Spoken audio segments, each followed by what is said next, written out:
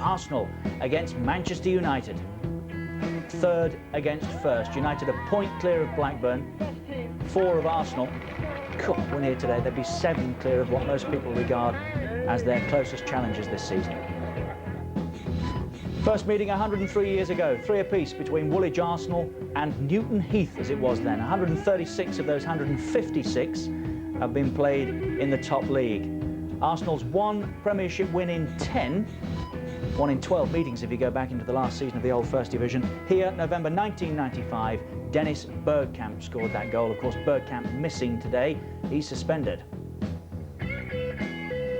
Steve Bruce was just reminiscing about that one at Woolwich Arsenal that he played in. They're playing at the Bridge today as well. Chelsea against West Ham, goalless at the moment. That was John Hartson. Seems to leave his scoring boots at home. Yeah. Dennis Wise close for Chelsea. That's going on right now at Stamford Bridge, and of course we'll stay right up to date with that. We've got Steve Bruce and Paul Merson with us here today, who we'll hear from very shortly. Right now, let's check out Arsenal's season. Steve Bold is in the chair.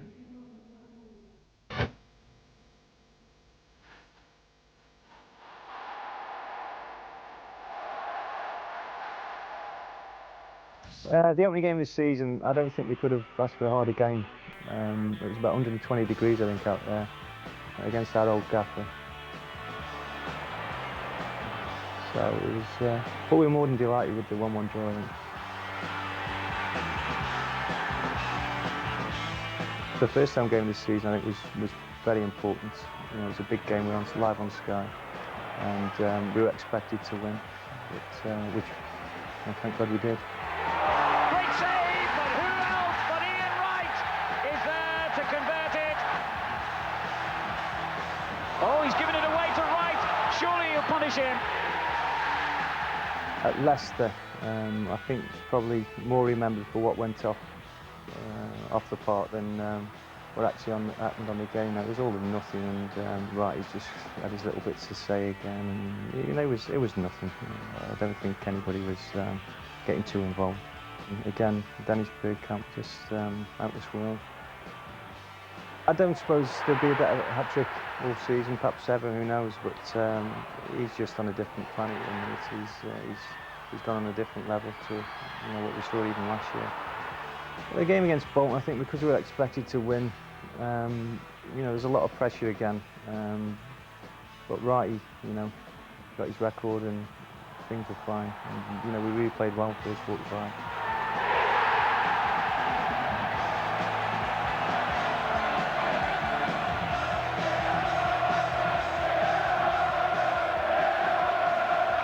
The game against Chelsea again was, another pressure game, I think, because live on Sky again.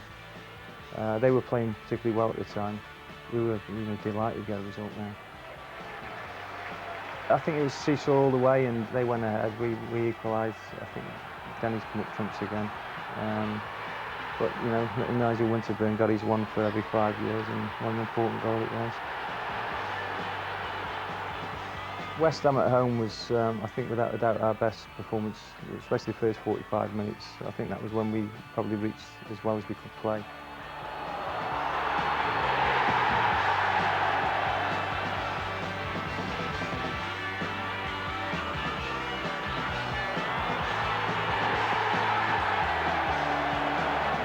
Other than that performance, we haven't.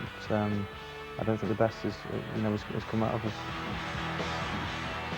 Barnsley at home, yeah, we were always expected to win again, and again, I think it was Dennis and Wright who came up trumps.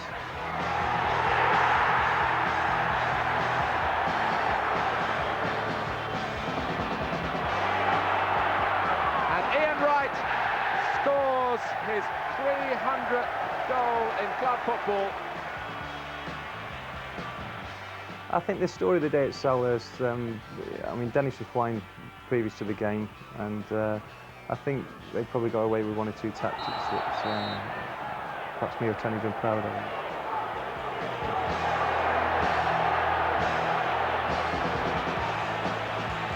of. The defeat against Derby, I would say, was probably done us a bit of good. We hadn't been playing very well, and we've been getting results when perhaps we didn't deserve them.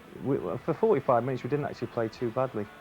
So I think second half, one chop, one chop A. You know, he had a storm.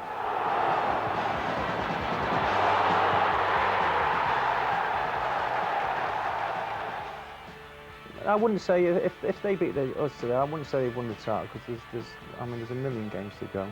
I think they were 5th this time last year, and they still went on and won the title. But it's a big game. I mean, we'd rather be in their position than ours if they won. But you know, we need a big result today. You know, not just for the title, just to get us going again. Form's dipped in recent weeks, as he was saying, just 1 win in 5 over the last 6 weeks, 6 points out of a possible 15 available. Their last win 5-0 against Barnsley, and they haven't scored since Wright got the 5th on that day. Unbeaten at home. Only United, Derby and Coventry unbeaten at home this season. They have the best home record in the division. Conceded just once. Bolton's Alan Thompson, the scorer of that goal. Bergkamp's got 11 and leads the way at the top of the goal-scoring charts. Suspended today, of course. Wright's got 9, Overmars 4, and he's back. If you've just joined us, Overmars plays this afternoon for Arsenal. Next to Manchester United, that's the best average attendance in the country. 29 booked, 1 off. We saw it here, Emmanuel Petit. Last 3 league games, that's their problem. Goalless against Palace and Aston Villa, goalless against Derby County as well. And when we were talking on the Monday Night Football last week, Paul, we were saying Arsene Wenger was talking about a crisis of confidence at Arsenal. They were beginning to wonder where the next goal's coming from. Is that the biggest problem right now? That's the problem, not scoring. But before the Derby game, you know, they still hadn't let in any, you know, kept 2 clean sheets again. So, you know, the name of the game is if you're not scoring, don't lose. And obviously last week they go and get beat 3-0, which you know, Wright had a penalty. If he scores that righty, and then they probably go on and win the game. But you know, he's changed his defence today, and I think that's a bad move myself. Do you really? I honestly think, you know, leaving Boldy out and bringing the other lad in, Grimandi. You know, I think that's a bad move. I'd have kept with the famous 4. Why?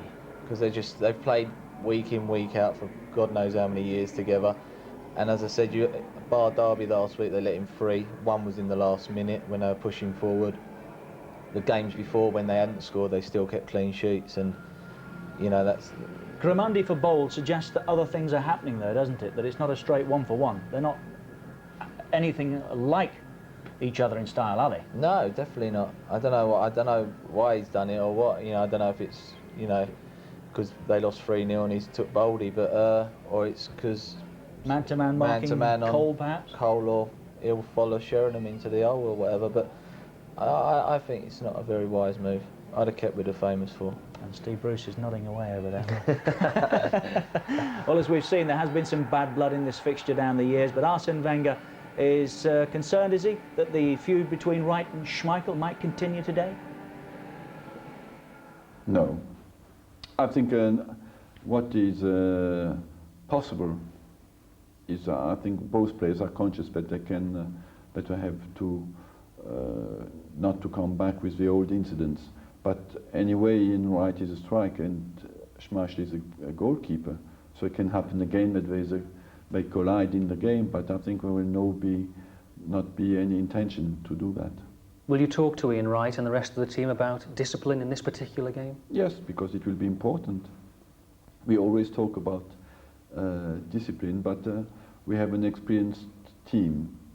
That means with many older players, and when you have older players in the team or more experienced players, they sometimes feel more the right to say something to the referee, even if it's not dissent. But that's why maybe we have to concentrate more on the game and to speak a little bit less. Were you disturbed by Alex Ferguson's criticisms of yourself last year? And is there any bitterness left over from last year between you and Alex Ferguson? For me, not. I said that I was surprised by the attack, because I didn't especially attack Man United. I just wanted to say that for me it's normal to stop the league at the same day for everybody. So they failed attack, but was not for me a particular attack against Man United. It was more a fight for the regularity of the competition. But I can't forget things, because what is important is always the future. You have so many, you could have so many possibilities to think of what happened before, and in our job you cannot. You just have to think straight forward and to forget sometimes the bad sides of our job. But is that your character, to hold your corner and state your beliefs? Yes, I believe in my team, and I believe that we are a very strong team, and that you can, and that's a good occasion to show it. We have a big opponent, we have a strong team out there, and that's always a good occasion to show that we are strong. Would you accept at the moment that Alex Ferguson is the best manager in the country? Yes, of course, because he has achieved the most, and you have to accept. But it's so always difficult. I don't want to contest it always that he's an excellent manager, but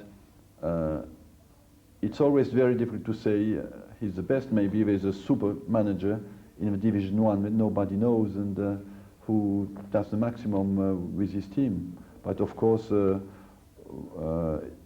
Ferguson is an excellent manager and has done a lot for Man United, especially in the last 5 or 6 years.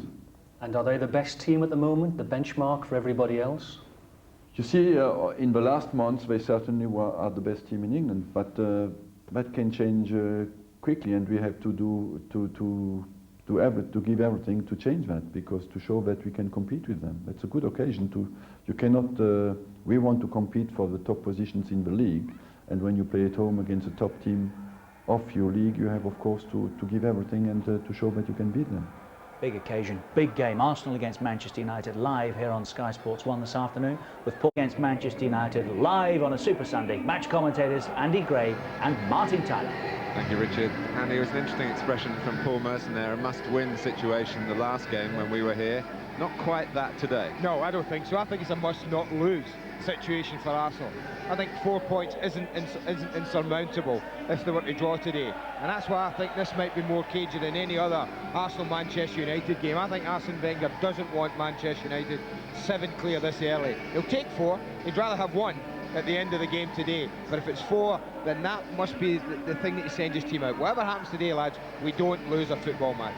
Well, the team that he's going to send out will confirm the details for you now. Consistency in selection is very much the preferred way with Arsene Wenger, but he has sprung a surprise today by dropping Steve Bold and bringing in Gilles Grimaldi. The recovery of Marc Overmars also kept under wraps, his return balancing out the loss of Emmanuel Petit through suspension.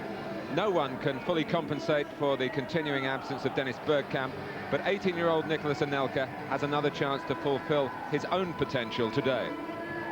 It's a pretty familiar formation now that we see Arsene Wenger send out. It's a familiar 4-4-2.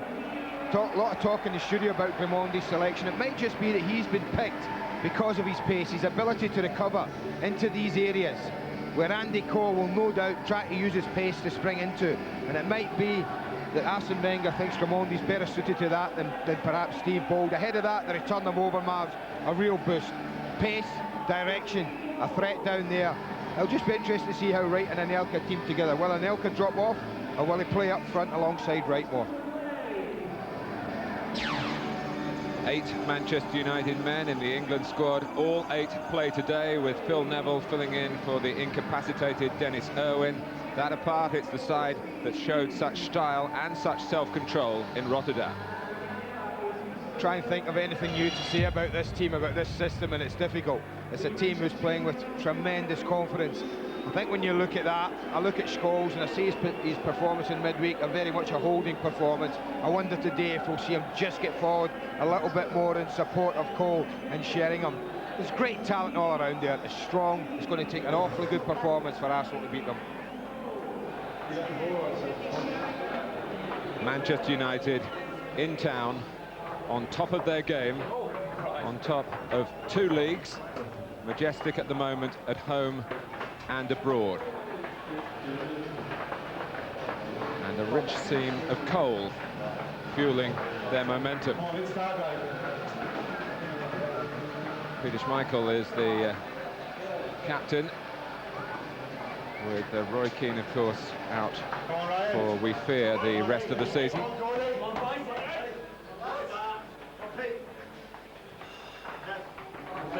Arsenal have gone somewhat astray in recent weeks, but here is a challenge. If they can rise to it, it would certainly put them back on the rails.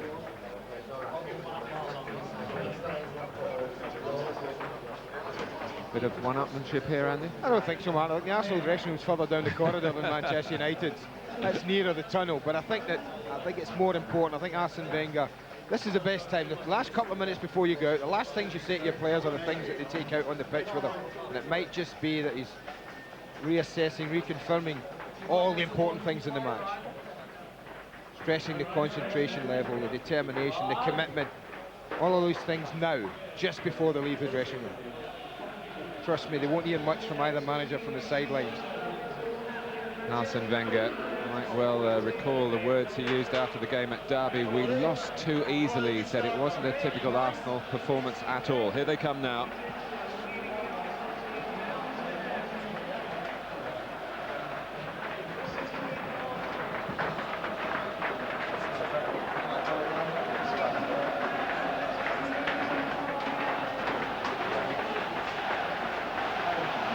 Well, the high and the mighty meet at Highbury this afternoon. Every chance of an eventful 90 minutes.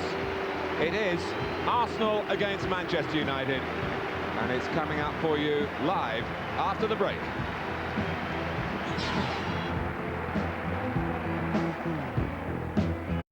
A Super Sunday in every sense at Highbury. Our match commentators for Arsenal against Manchester United, Andy Gray and Martin Tyler. Well, it is the first of the superpower clashes. None of last season's top four, United, Newcastle, Arsenal and Liverpool, have met one another this season until now.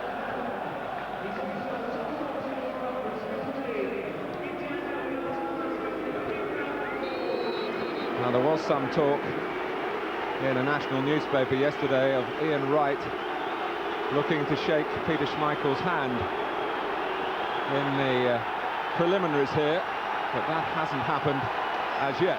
Might have done, Martin, if they changed ends. I think the fact that the team stayed where they were warming up, that's the way they're kicking off, meant that they didn't really cross. I'm sure they'll get closer than that, a little second or two. Well, I'm sure we'll be concentrating on the football and not the feuding. Since Arsenal last won the championship in 1991, they can point to only one league win over Manchester United, and that in 12 attempts. They kick off, and here's the surprise selection, Grimandi.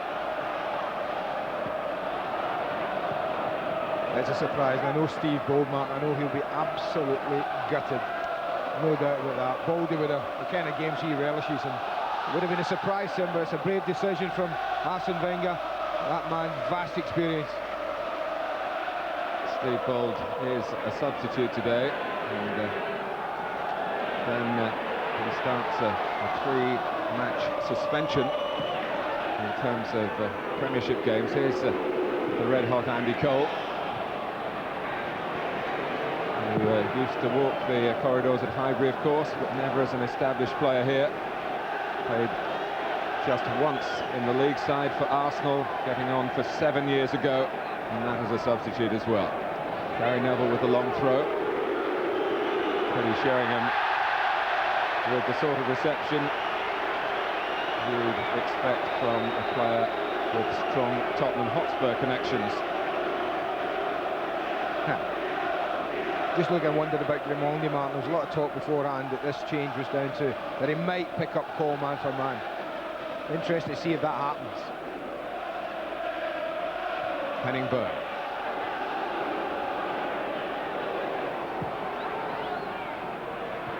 Knocked down by Cole. Nicky Butt. With Paul Scholes in the centre of midfield. And Scholes going in there with Parler.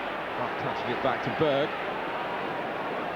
If you're looking for a weak link perhaps in United's splendid recent record, they've not won away in the Premiership since August at Everton.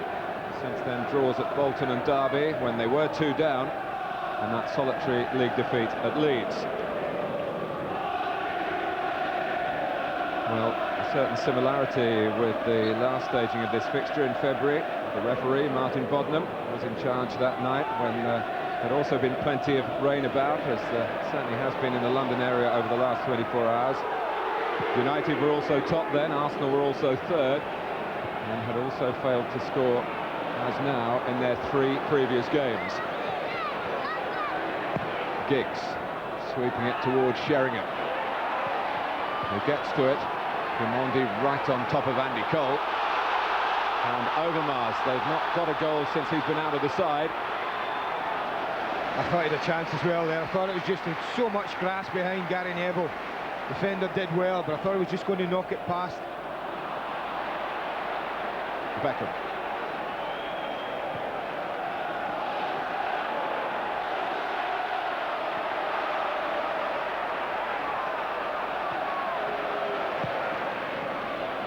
Sheringham, and some room there in that space that he... Wrong ball he filled. picked him, I'm sorry. That Phil Neville's absolutely furious.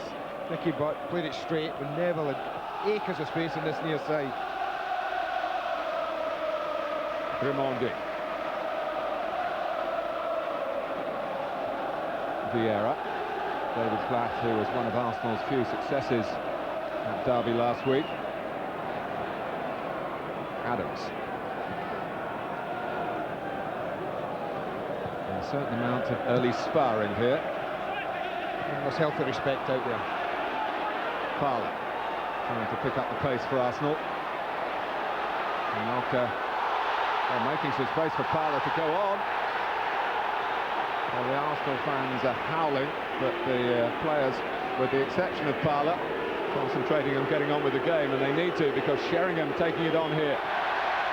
Didn't fool Raimondi, who wants to join in further forward. I hope this is a sign of things to come, the way the game's opened. Nothing tentative or cautious about either side. Well, Ray Parlour went a long way. Yeah, he was allowed to travel a long way, Mark. I think that ends up a good tackle in the end from Phil Neville. He had to get it right. Coming in from behind, he had to get some of the ball, and he did. And immediately broke Manchester United in that familiar style of theirs, so quick from back to front. Terry Sheringham would probably feel he should have slipped the ball through to Andy Cole. Scholes. Philip Neville, who at times has found it easier to get into the England side than the Manchester United side. But he's got the opportunity of a long run with the unfortunate problem for Dennis Irwin, caused by the Feyenoord player Bosveld. Here's Pallister. There's little chance of Manchester United succumbing to a superiority complex. Alex Ferguson so adept at keeping his players' feet on the ground and properly focused.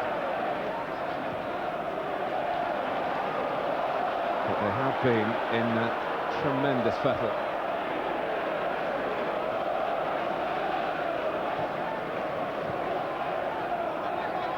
Scholes. Forward from Beckham. Now Butt. Cole.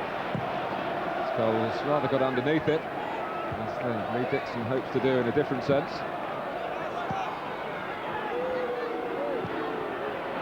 Pallister. And Sheringham's very quickly got into his stride with plenty of the ball. Cole for Nicky Butt, great movement. And it ends, fortunately for Arsenal, as a goal kick. Good spot from Tony Adams. He could have been tempted to go to Andy Cole here. We saw the run of Butt and he just backs off. That was vital. He did enough then to put Nicky Butt off.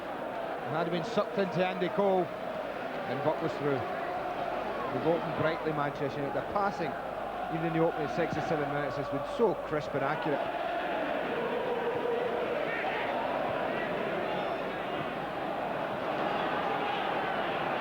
Back comes Dixon.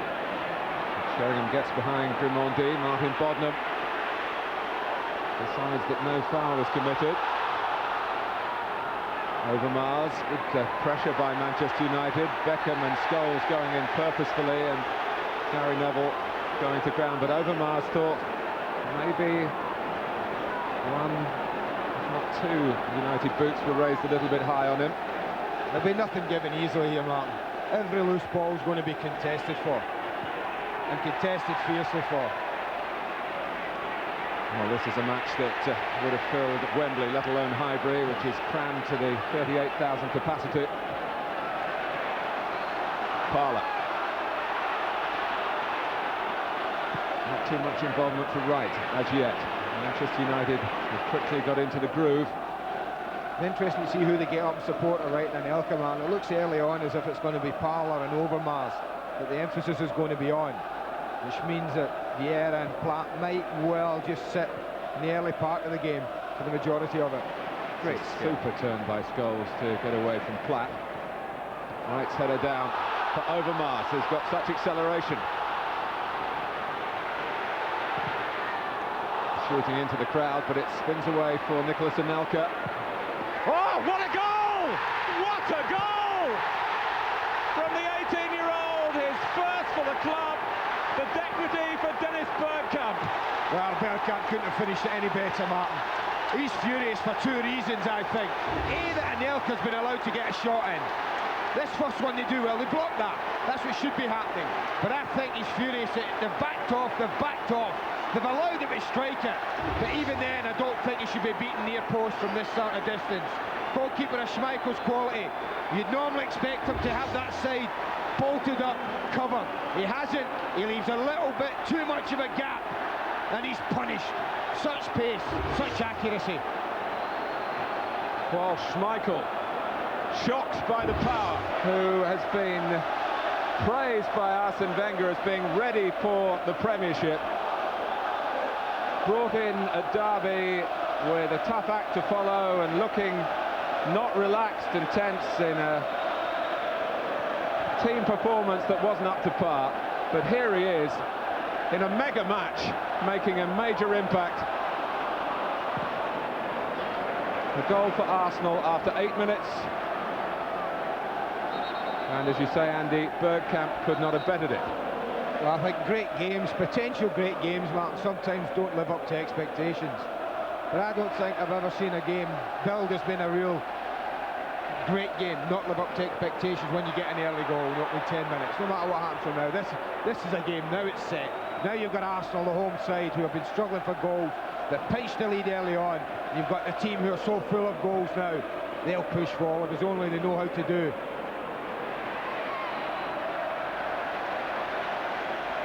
Well, they were getting on for 5 hours without a goal, Arsenal. Long overdue, they will feel. But a moment to remember for a very long time for a young player who they'll tell you here is absolutely outstanding in Arsenal's reserve team. And has shown a glimpse of that now in the senior side against, of all teams, Manchester United.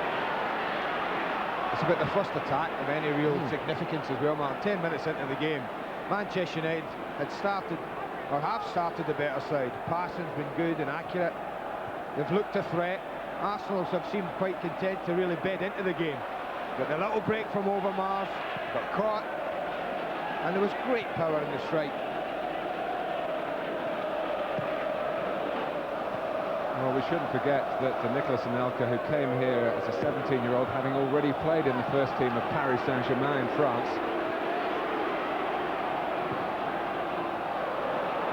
Well, Manchester United know a thing or two about good young players like Philip Neville. Nigel Winterburn just had enough spring in the lead.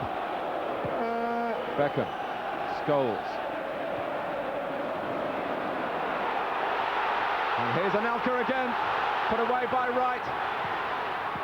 And Schmeichel not challenged by a shot of such power, but Manchester United almost suicidal there. Great pace, Mark. We saw the power of his shooting. What we've just seen there is an example of this lad's pace. It's set for a smash and grab for Arsenal, the way the game is now. They can soak it up.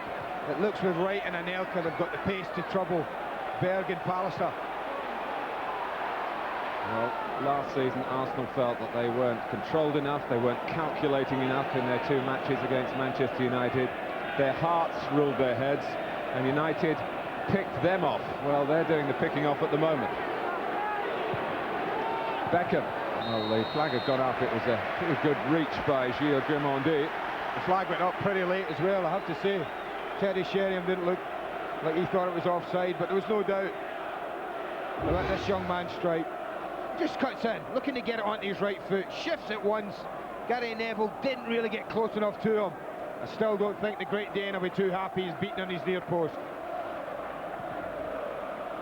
What a start for the Arsenal manager.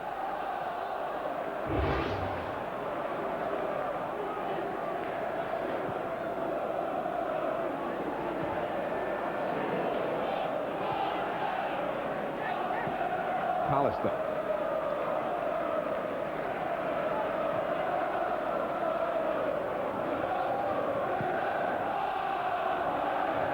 Diggs feeling Lee Dixon at his back and complaining to Martin Bodnam that he was pushed, and that's why the header went astray. Well, the one thing we don't have is a whistle-happy referee here today in Martin Bodnam. He does tend to let play go on as much as possible. Let players get on with it. I think it's important, a game of this importance, that happens.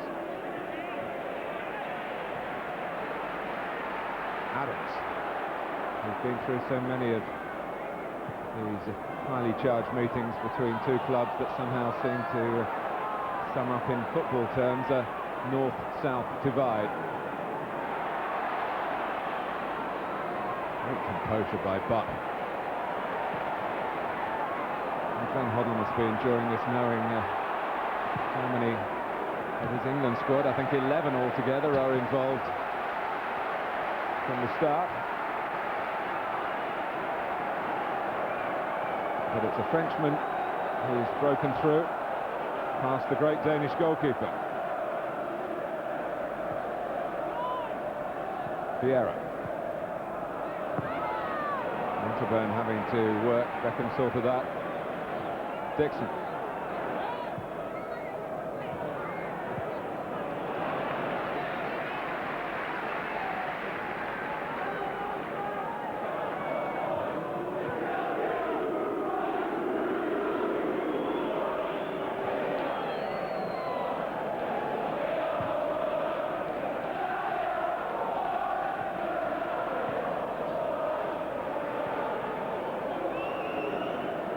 Beckham. Cole trying to dummy it through to Sheringham. Parlour.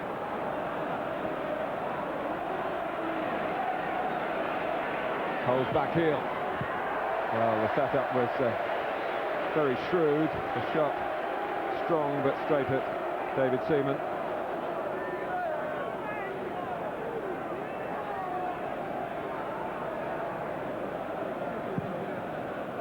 Well, another game, of course, in London of great relevance to the top of the table. Chelsea pressing West Ham back.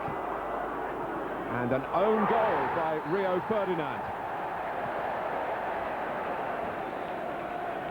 Chelsea, who could go third if Arsenal lose today, but they're leading Manchester United.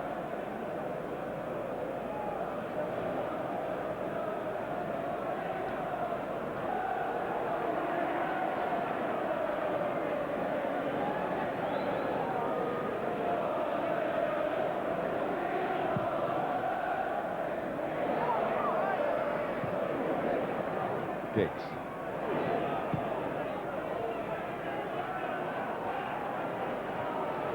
Now Philip Neville.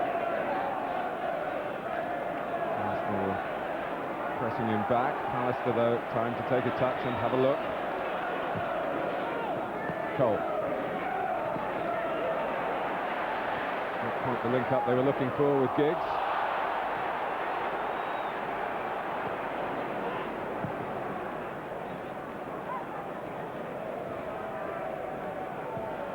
Pallister.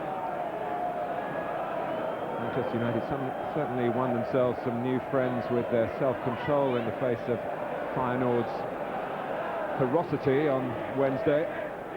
Different type of control needed today, Mark, as well. Now they've run one down. Scholes to Cole. I think Arsenal have set the stall out that if they have it in these kind of positions with Gary Pallister is, they're prepared to leave him with it there and get men behind the ball, drop off deep, and not leave too much space in behind them. Platt.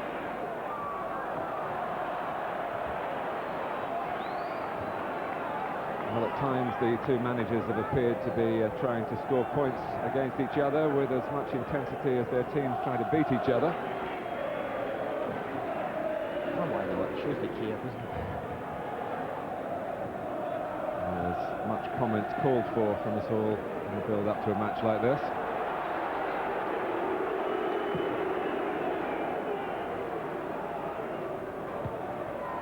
Adams with the head. Vieira.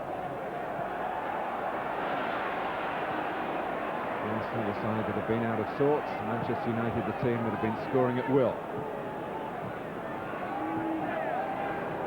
On from Sheringham to Giggs. Ramondi, a seasoned campaigner in French football with Monaco. An advantage played there by Martin Bodnam as Parler was sent tumbling. Overmars. Vieira, but straight to Scholes. Cole pulling away. Good run from Cole. Great run. And he totally unhinged Arsenal's attempts to try and track him. Tony Adams has just had a little word with Ramondi, Martin. He was tempted in to where Teddy Sheringham was. Now that's not his job. Because of that, the centre-back's got a little lopsided. Well, it's Giggs' turn to look at the referee. Arsenal quickly claiming a handball by Cole. As the ball broke loose and Lee Dixon went to get it away, he was hurt here. Yeah, that's very typical of what happens in challenges when people go to clear the ball, Mark. It's his follow-through. The legs there. It's not Lee Dixon or Andy Cole. Andy Cole's committed to the tackle, and Lee Dixon's follow-through takes him into the studs of Andy Cole. It's a very typical forward against defender. Tackle that. Lee Dixon in need of attention.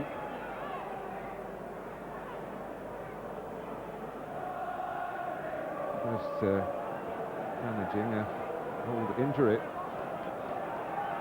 It's Dixon's 650th game, incidentally, of his club career. You tend to forget that he had 4 other employers before he came to Arsenal in January 1988.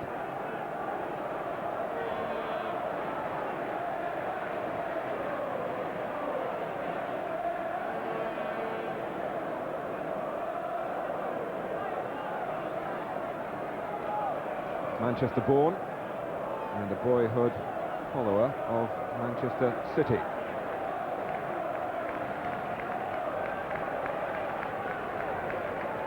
And Steve Bold so annoyed, as Andy suggested, to be left out, wondering whether he might get into the game at a relatively early stage. I'd be surprised, Matt. I mean, there was certainly a cut there, but look, as though it just scratched the surface. Quite a long window. And if it's no more than a bang, I think that Lee Dixon will be on pretty sharpish. Certainly this is the type of game you want to play in. That helps. Arsenal for the moment down to 10 men. But Martin Bodnam has blown the whistle this time against Tony Adams. Yeah, he's just beaten with a touch from Butt just there. Clumsy more than anything else from Adams.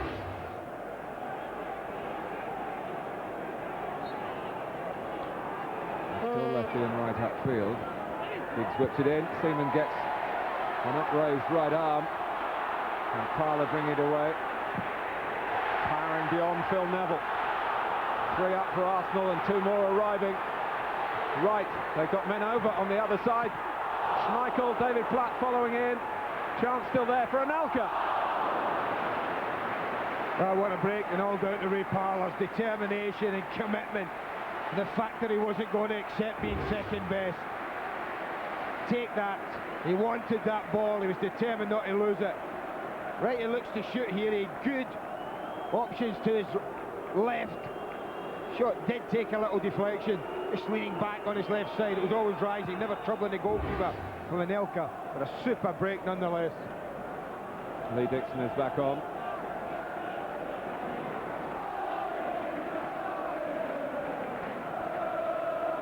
That's the warning, Martin. That's the way the game's set. Said, you know, set for a smash and grab from Arsenal. And Manchester United have enjoyed good possession of the ball. The opening half of this half, they've enjoyed good pressure in Arsenal's defensive third. But it's Arsenal who have broke at pace, broke quickly and threatened.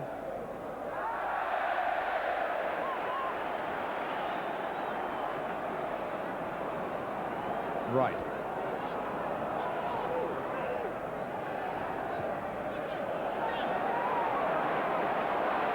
This is Anelka. Back to Schmeichel by Gary Neville. Sheringham. Scholes, Giggs joining up with Cole through the centre, leaving space for Philip Neville on the left.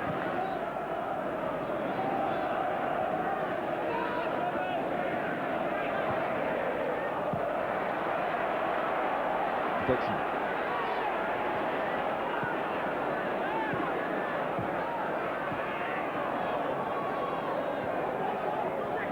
They've got plenty of players back. David Platt made one of those characteristic runs into the penalty area, the cross well away from him. And that's a giveaway. No, you have to play it quickly. But even Andy Cole with his pace wouldn't have no chance of catching up with that.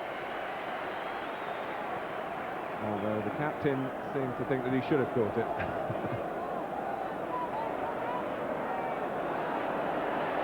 Vieira. Berg, who was a player who always impressed for Blackburn against Manchester United. Hence Alex Ferguson's willingness to go and buy him when he became available. Berg and Sheringham, experienced additions to the Old Trafford squad.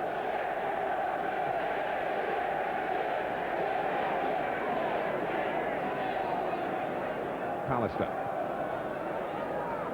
Now Scholes. Sheringham caught by Winterburn. The first touch wasn't quite as secure as it might have been. Anelka.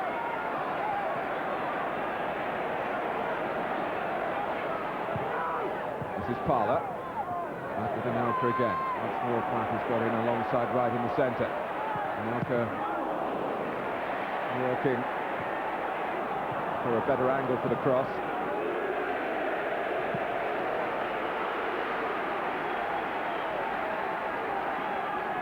Although they are dropping back and defending deep, Arsenal, what they're doing very well, Mark, is when they break, they are getting plenty of red shirts forward in support of the two front men.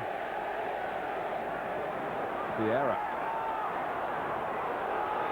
Very calmly done by Berg and by Adams.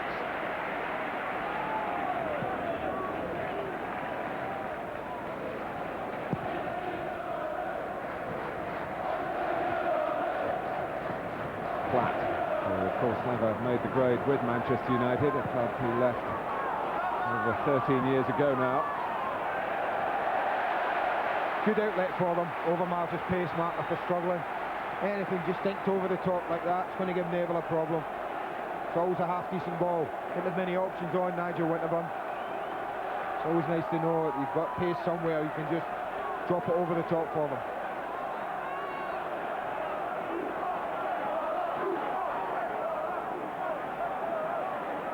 Parler waiting for Adams to arrive by the near post.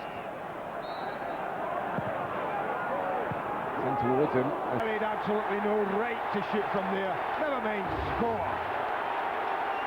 But I don't know whether Peter Schmeichel's a little unsighted. There's a lot of players in front of him, doesn't seem to get off the ground before he can react to it. It's past him and nestling in the back of the net. Great strike from Vieira to be going away from goal, to turn, to strike it with such pace and power. But again, well, maybe I think Schmeichel just should never be beaten. He doesn't seem to get off the ground at all. Peter Schmeichel for that. Well, what a time for two players to get their first goals of the season, and two splendidly struck efforts. Manchester United find themselves in the position that they were at Pride Park recently. They are 2-0 down. Then they found a way back to get something from the game. spearheaded by Sheringham. Peter Schmeichel trying to contribute as a captain.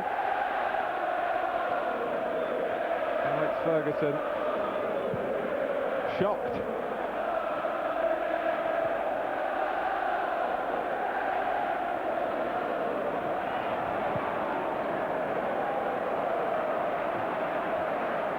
Well, it's not a conspicuous part of Patrick Vieira's game, goal-getting. Remember, he hit a rasper late on here against Derby last season that got Arsenal out of a hole. And Arsene Wenger said after that game that there was a bit of jesting going on in the dressing room about it, that he should shoot more often.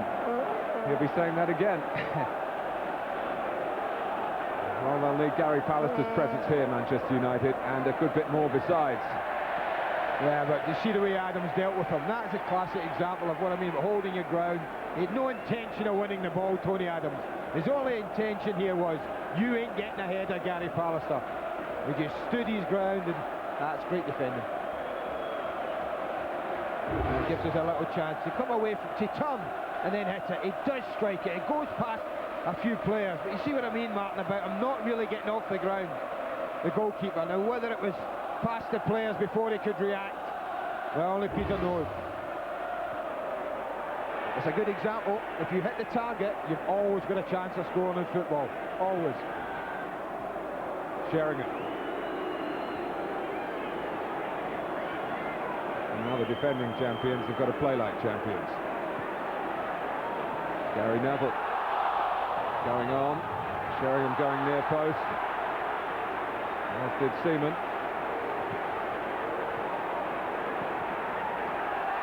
But it's been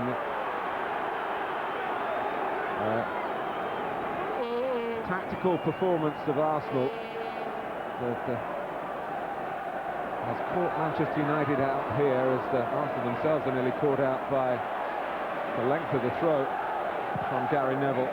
Prepared to bide their time, Arsenal, but when they do recognise the chance to go forward, going forward with plenty of bodies into that Manchester United penalty area. You know, it's been very much like an away performance from Arsenal. We were here against... So just hold it. Mistake by Platt. Shot from Cole! They made that look easy, didn't they? That was struck with some venom. It was just that he was plucking apples off a tree here. It's up above his head. I'll have that, no problem. Well, you and I watched Arsenal huff and puff here a couple of weeks ago against a team who defended deep and made life really difficult for them. But today, Manchester United have enjoyed great possession of the game. But Arsenal, in all honesty, have been the team who've looked to threaten more. Well, how much they've deliberately drawn them on is a matter of conjecture, of course. But what they have done is hit them on the break where they have really hurt the league leaders. A chance for Arsenal to get within 1 point of Manchester United, remember. But more than that, the psychology of beating a side that have become a real bogey to them since the start of the Premiership. And even a little further beyond that as well. This is a test now, I think particularly for Arsenal, Martin. You mentioned that bogey, and it is there. And they'll remember that hurtful defeat they had last year here in Manchester United. They came and played superbly well. And it's a test for the champions. They've enjoyed many plaudits over the last 2 or 3 weeks, both at home and abroad. Now, that's a real test from 2-0 down against a team they would regard as one of their main rivals.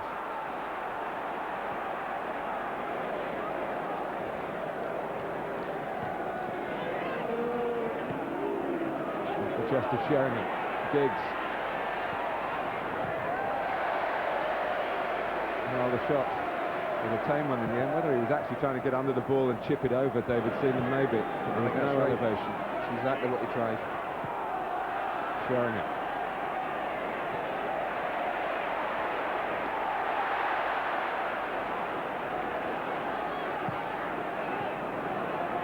Neville. Scholes. Finding some room where there seemed to be very little. He's been blocking up most of the avenues, but not the one out to Beckham. Arsenal. Manchester United get one back. That's a super goal. Absolutely first class. Great build-up, great ball in, and it's the type of ball that Terry Sheringham, well, he just makes the most of this. He don't miss many of these. Pulls on the back of Gamondi. He was never going to miss that, in my opinion. Great header, power. Gives the goalkeeper no chance. Big, big goal for Manchester United. Well, this for Sheringham.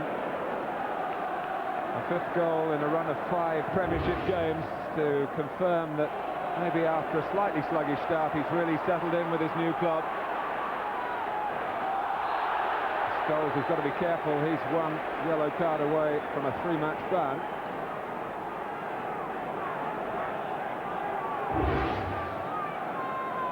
Well, there haven't been many, but this certainly was a free kick.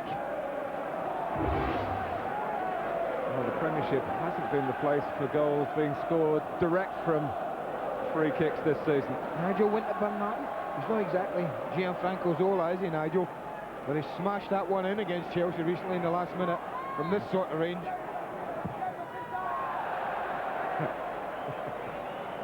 Well, maybe that was a one a season.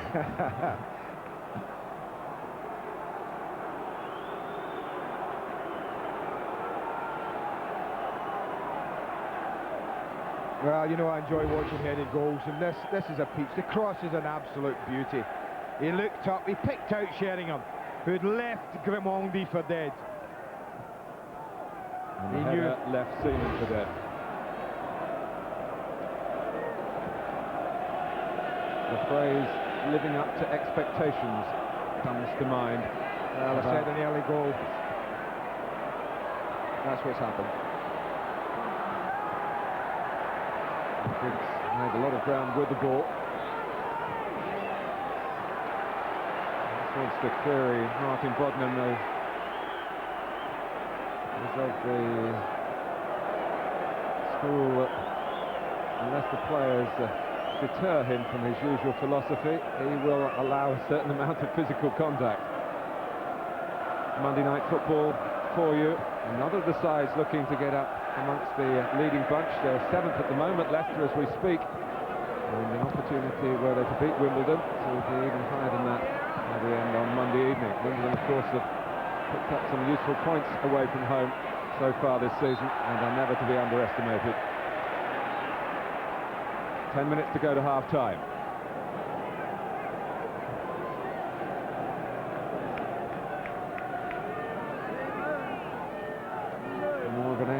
Concern amongst the Arsenal supporters at the moment.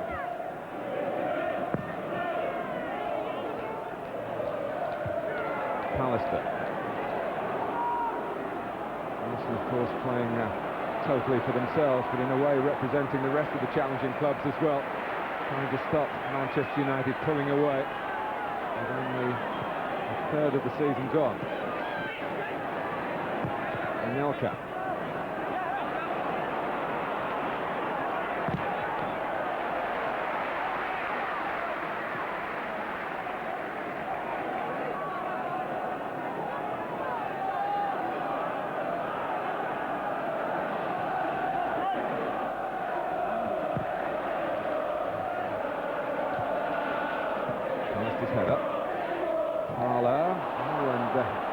Anelka had taken a chance then, but it was a stretch by Harry Pallister that has left him in pain, and he has, it's that lower back I'm problem, sure many of you know, had that back problem. He reached for it immediately, Martin, as he stretched for the ball and didn't make contact. He reached for the... immediately, just as he goes. You can see the left hand goes round the base of his spine.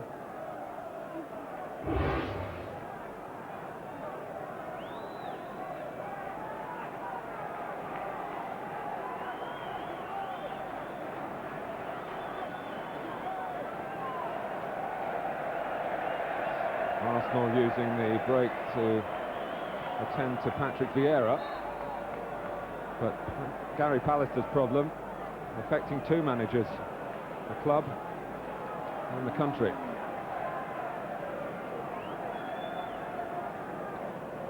Well, that is bad news.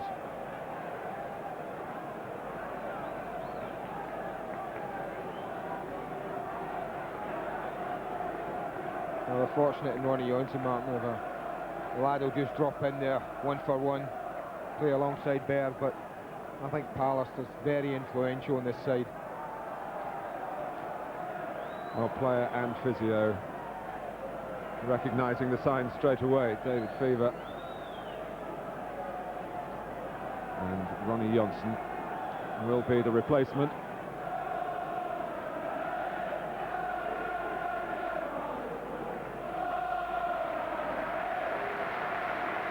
And sympathy all around Highbury for Pallister.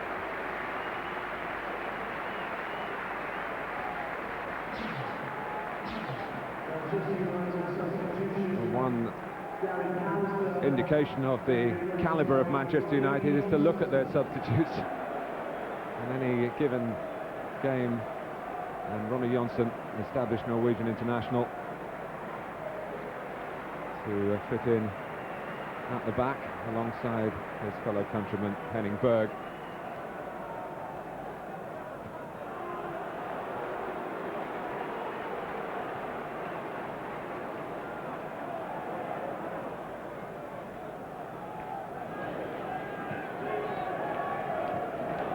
Just wonder if that break will have any effect on the game, Martin. Sometimes when the game's going at kind of pace this one is, any enforced break like that, players just die a little, just go a little flat.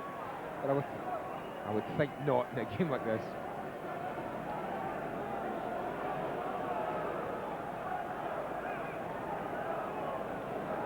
And there have been all sorts of incidents when Arsenal have met Manchester United in recent years. This has been a truly footballing occasion to this point.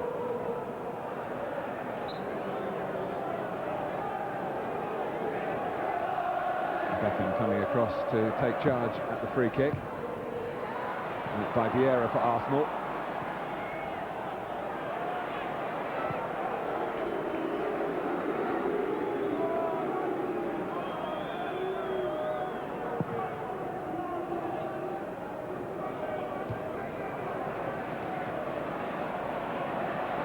Sheringham!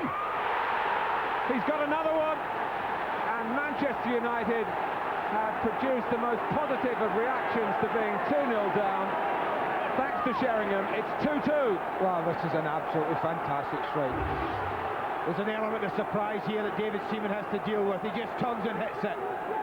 And much like the quality of Arsenal's two strikes, it's there for all to see. Brilliantly struck across David Seaman into the far corner. Just turns and hits all in one movement. What a response from the champions.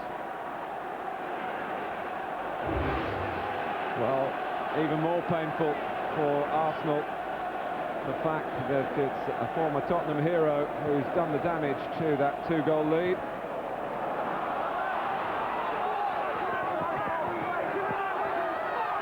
I think you said at the start of the season, Andy, that you felt Teddy Sheringham would score more goals than Eric Cantona. I did feel that, you know, certainly on Eric's performances last year.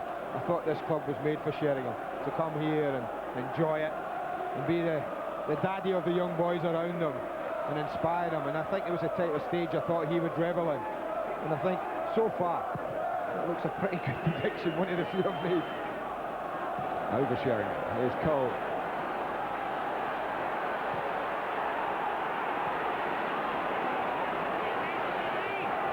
Anelka. Vieira. And he wanted too long, and you don't get that sort of time when Manchester United are in the mood, which they've got back now. But Philip Neville, in fouling Parler, gets a yellow card. Well, I said he's reluctant to brandish a yellow card. Even then, Martin Bodnall might have let him away with that had it been the opening 5 minutes instead of the last 5.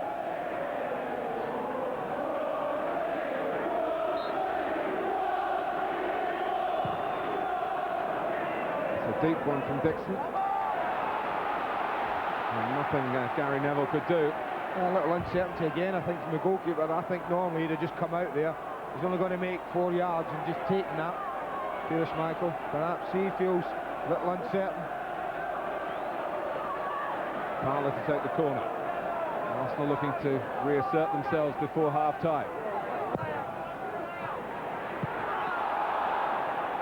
Well, no one got a touch.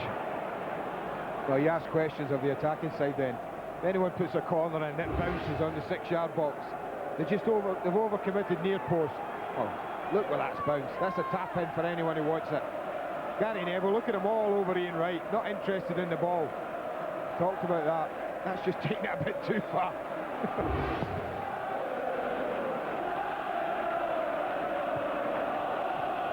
Now, one reason why there haven't usually been too many goals when these clubs have met, of course, has been the quality of the Messrs Schmeichel and Seaman, two giants of the goalkeeping world in more ways than one. But here they are, both beaten twice, and all 4 goals, so cleanly worked and cleanly struck. This is the type of game you don't want half-time in as well, Mark. You want them just to go and play the 90 minutes and not let them into the managers who might just put a little check on them some way.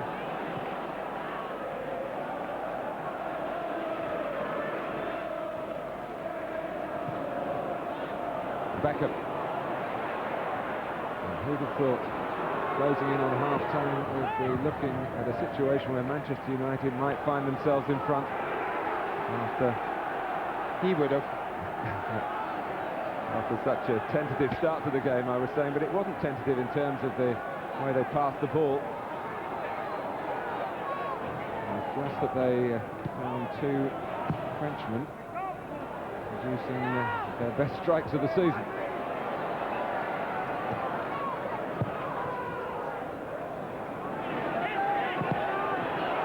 Bounces off Scholes, chased by Wright, who felt he was entitled to go in there.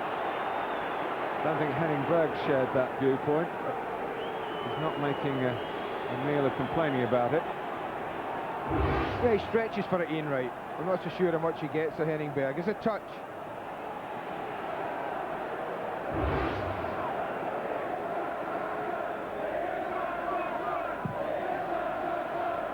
Alex Ferguson complaining to the 4th official, David Ellery. Maybe feeling that after Philip Neville's yellow card there might have been one there for Ian Wright. Anelka. Vieira. And now Winterberg.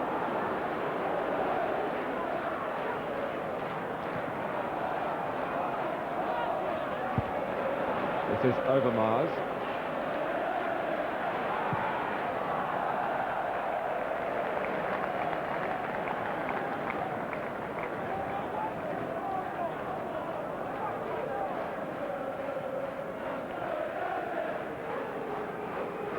There's much made of Mark Overmars' return, Mark, and in all honesty he's been very, very quiet. Paul Merson talked about it before the game, saying it's important that they get the ball to him. In all honesty, they've hardly been able to get the ball to him, such as Manchester United's domination of possession been for the majority of this half.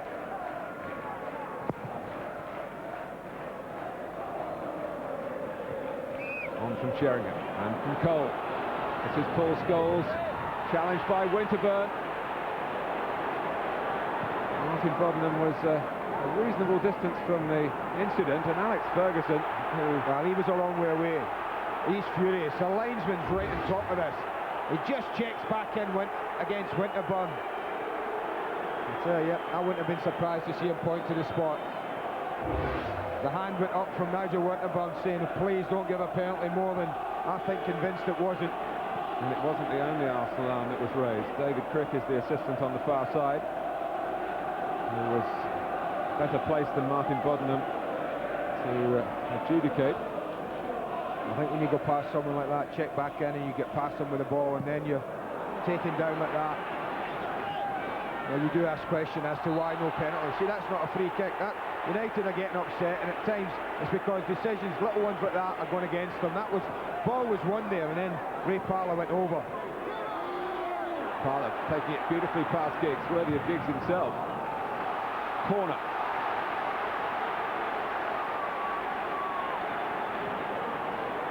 Had it been a penalty, one would wonder who might take it for Manchester United, because Dennis Irwin was handed the job after a couple of failures by Sheringham. I think with 2 goals, it's a fair bet Eddie might well have felt confident enough to step up again. We've got to defend this right on half-time.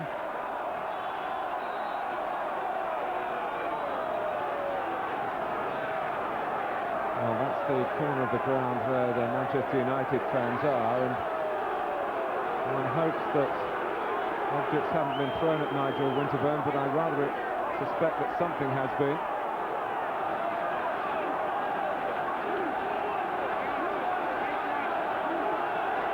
Winterburn eventually will take the corner. And Schmeichel flaps at it. Wright might have used the hand, and surely did. And it's been an uncertain display from Peter Schmeichel. Yeah, I've not seen a performance like this from him, Mark, as uncertain as this. He's normally in command, but you see he comes in and gets absolutely nowhere near it. That's the handball. The goalkeeper comes into an air, normally expect reality doesn't come.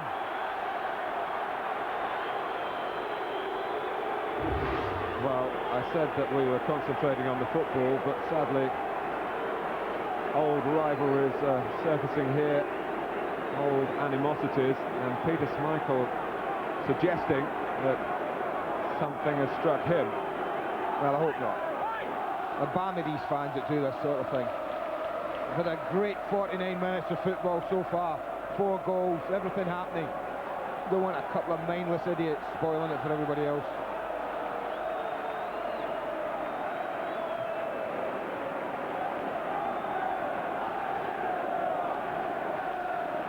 You can see from Alex Ferguson there, Martin, he was still inquiring about that possible penalty that there might have been, decision that went against him.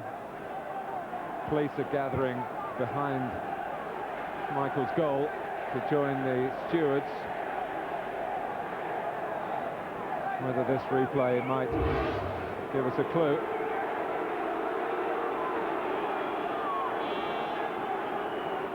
And we certainly felt something.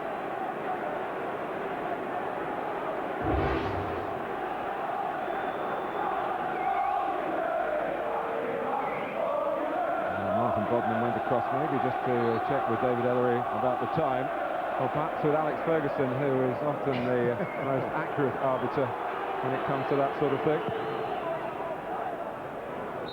It is half-time. What a first half at Highbury. All going swimmingly at the start for Arsenal, playing predominantly on the break, and getting a real bonus with Nicolas Anelka's first goal for the club, the first Arsene Wenger will hope of many. 27 minutes gone, and Patrick Vieira with a perler here. But Manchester United digging themselves so splendidly out of their difficulties. Sheringham's thought and movement creating the position to deal with the cross. 2-1, and great coordinated play by Manchester United for Sheringham's second. Where will it go from here? Well, you'll find out on Sky Sports after the break. A half-time score at Highbury. It's Arsenal 2, Manchester United 2.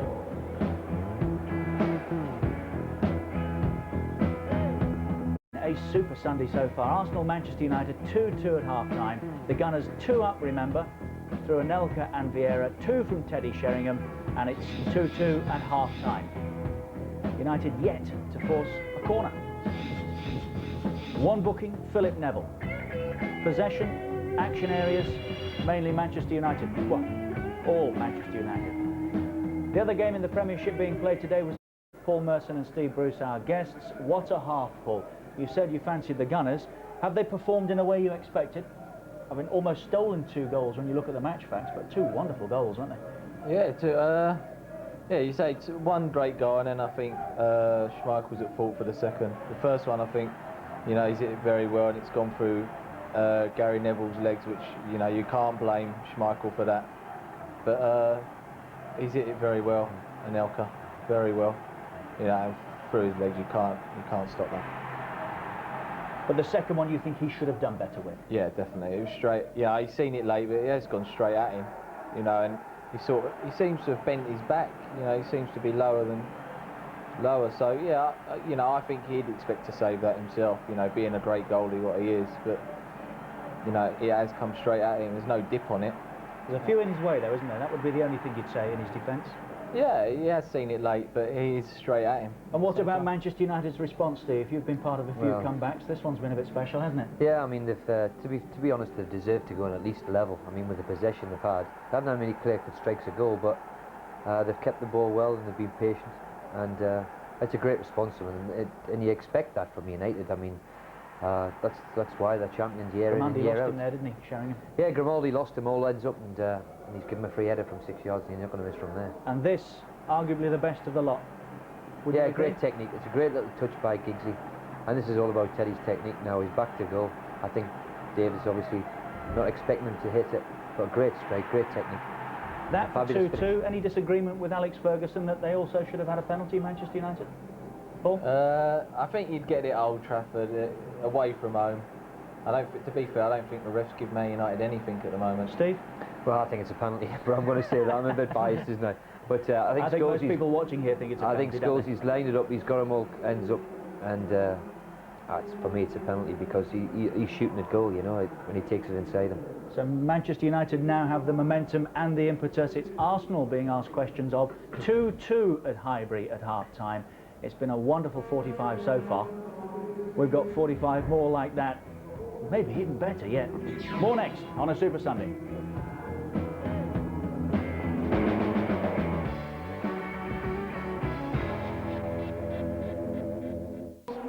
Shove Grimaldi into the centre midfield area. Maybe they'll go free at the back. You never know.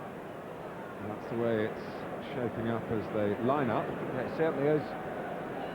Grimaldi, Adams, Bold, which will give Lee Dixon and Nigel Winterburn the opportunity to push further forward. Yeah, I mean, Ray Parlour will tuck in a few inside, beside David Platt in the central area. Almost 3-4-3 now. Well, the score level, but you sense a psychological advantage with Manchester United. Arsenal against the old enemy, roaring into that 2-goal lead, but pegged back with the style and just a clinical approach from the champions. Well, they haven't conceded 3, I don't think, Manchester United this year, Mark. Never in the league. I think only Chelsea and Derby have got 2 against them, 2 past Schmeichel. So it would need to be a first for Arsenal to win the game. Headed down by Cole. Manchester United have a terrific record in London. They haven't lost in the capital in the league since Spurs produced that famous New Year's Day 4-1 scoreline, getting on for 2 years ago now. Dixon's throw. Anelka.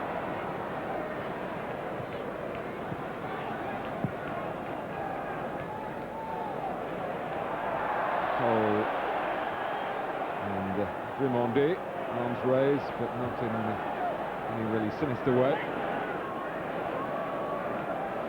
Needs to be a bit more serious than that for Martin Buddenham to step in. The only problem I can see with the way Arsenal set the stall out is with Mark Overmars now, Martin. He didn't get involved much. I think with Winterburn playing this left side, from Arsenal's point of view, it's important he doesn't cramp him up by playing left as well. I think he's got to go and get involved more, give him more license to roam a little bit more freedom. Right. Here's Platt, who didn't get on the ball very much in the first half because Manchester United were controlling the midfield on such a regular basis. Maybe with Overmars tucking in, a third man in there might help sort out that particular problem for Arsene Wenger's team.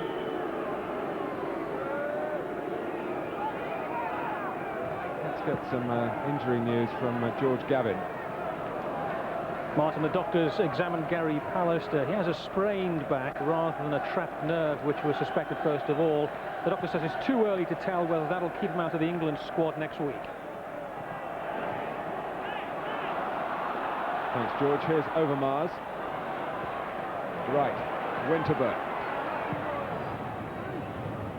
And Giggs Maybe a little unsure of what best to do then. He took it, it seemed, on the chest. A little surprised that arrived there, actually. I think it took him a little bit by surprise. Came over rather low. Awkward.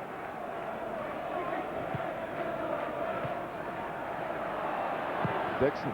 Arsenal quickly got it back, a little too quickly for those trying to support Ian Wright. Michael able to prevent the corner.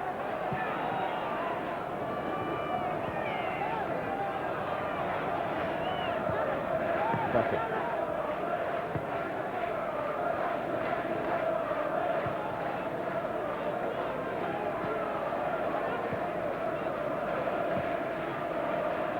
Now Scholes. Going in to try and get it well forward, but fouling as he did so.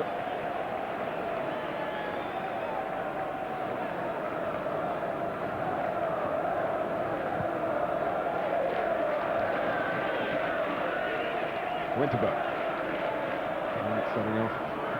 Looking for one dropped over the top. Winterburn preferring to keep it short to Overmars. Now Wright goes again, and there is the pass, but it's too long for him, and there wasn't much space to drop it into. Cole. Sorted out there by Grimaldi. They're encouraged to do that, whereas Arsenal are dropping off, Mark, they're not really allowing any space, if at all possible, behind them. Manchester United haven't been afraid to hold a line. And if Wright here and Anelka want to run in, they've been prepared to say, well, we're going with you, but we ain't going to drop too deep.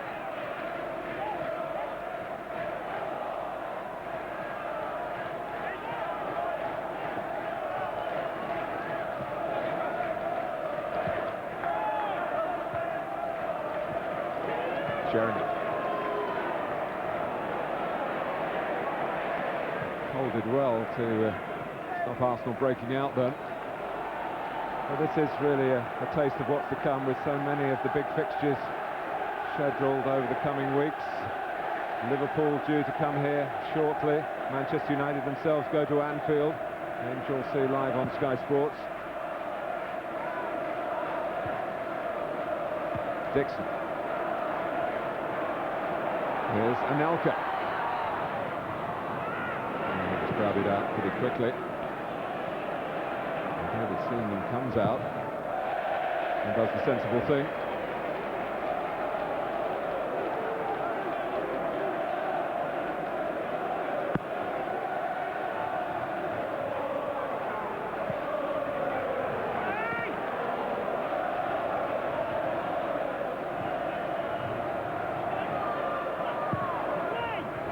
Cleared by Adams. Dixon. Well, here's Butt having a look to see whether the shot was worth the attempt. He obviously thought it was. Bright start again, United, Mark. No difference in the start of the second half.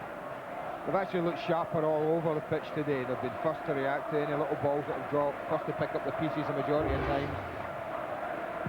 Looks very, very bright. They've started that way again, second half. Sheringham. It's a surprise when he gives the ball away, but he did then.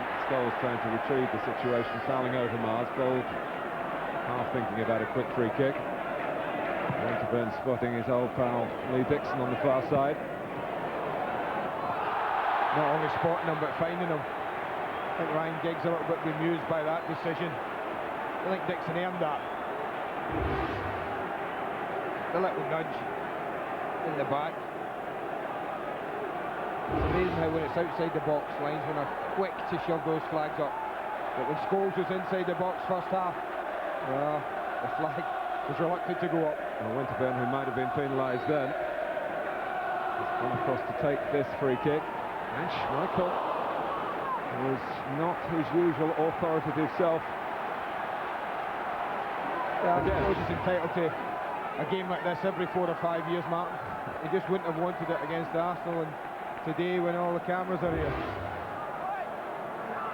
Arsenal sensing a chance to get back in front. And there's Schmeichel now. Gets it right, and we're judging him, of course, by the very highest standards, which he usually sets week in, week out. Well, it's certainly not as my standard as a goalkeeper. It's his fault for being so good. That's his trouble. Beckett. Sheringham again catching out defenders who are trying to keep tracks of him, but well, Glenn Hoddle must be particularly delighted by the form Sheringham showing today, with an England team to be picked for the match at Wembley against Cameroon.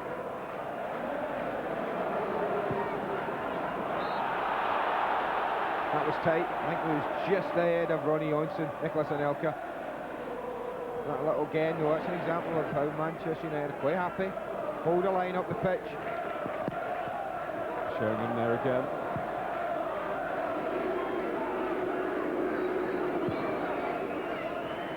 One Arsenal win against Manchester United in the last 6 seasons in the league. Came here on Highbury, you'd expect, 2 years ago. Courtesy of a goal from Bergkamp. Now, that might be suspension coming up. Martin has got his 5th yellow card. 3-game ban starting 2 weeks today. I don't think you can have any argument with that one.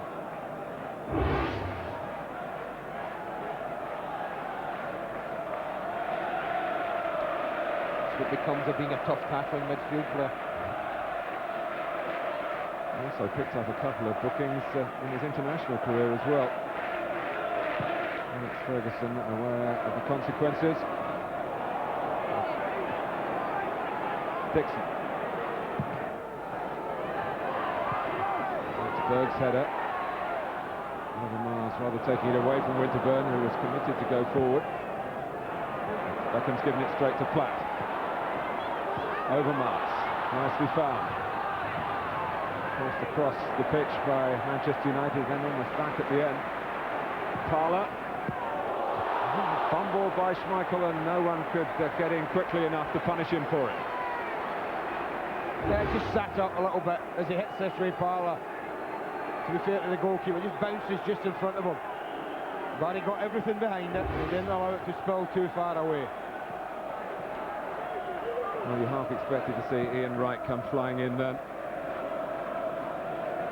He's found it hard to be an influential figure in this game. Comparisons between Wright's form and Andy Cole's form. Again with England in mind. Wright's hit a lean spell, and Cole 8 goals in 3 games. But none today. Sheringham has been the man, looking for a hat-trick. And it was Ronnie Johnson almost taking a leaf from Sheringham's book. I was going to say, he's not supposed to be there. That's Teddy Sheringham's area from corners. He gets there. Sheringham was looking to get in. He just misses his kick. I think that's probably Teddy just having a word with Johnson, saying, hang on a minute. Just leave the space and leave it to me. Filner. Giggs. Comes off Grimondi.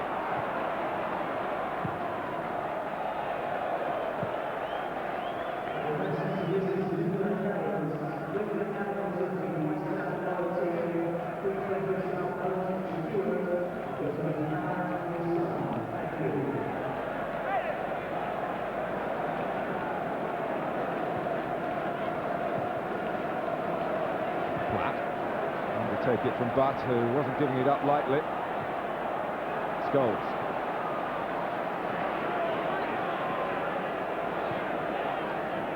And again. Filner. And in the controlled possession coming from Manchester United. And trying to show some devil in their defending to break it up and assert themselves on a regular basis into the shape of the match. Now, they've not been able to keep possession to do that long enough, Martin. The best parts of the match is when they've caught Manchester United quickly on the break. They've never been able to put passes together, whereas Manchester United have looked very confident. Any time they've had the ball, kept it for spells. And a clip on Giggs. Free kick. And then Manchester United presented with possession again. Giggs with a cross. Cole is offside. Referee doesn't need to stop the game. With Ian Wright outnumbered again. Dixon, who was hurt in the first half, in a spot of trouble again, but he's able to get his concentration back. Such a resourceful player, enjoying a benefit year which is just about to start, as is Steve Bold. Now, sometimes you just can't win the ball if you're a defender. The ball into Cole was a great ball because it was at his chest. There's no way as a defender you can win it, so sometimes you just have to stand your ground and make it difficult. What Grimaldi did was just give away a needless free kick. Scholes, Sheringham. Sheringham trying to fashion a shot. Manchester United complaining that a hand had been used. Martin Bodnar must have had a pretty good view of it. Saw nothing wrong. Spent last Sunday driving in the London to Brighton veteran car run. A bit unfair to call him a veteran referee, but it is his last season at this level, the last of 17.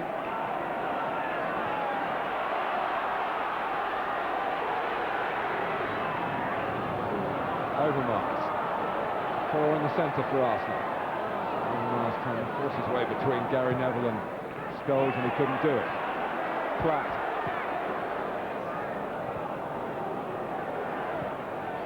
Some sort of clearance by Giggs, not quite what he wanted. And Arsenal have it again with Anelka, and Giggs across to make the first challenge.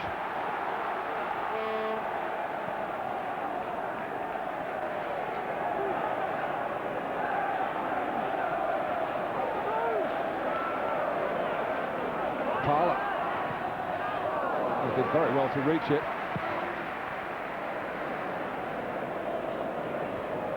A candidate for one of the most improved players of the season so far, Ray Parlour, I would suggest. Well, he's had a position mark, he's been selected every game. And the back pass deters Michael from Gary Neville.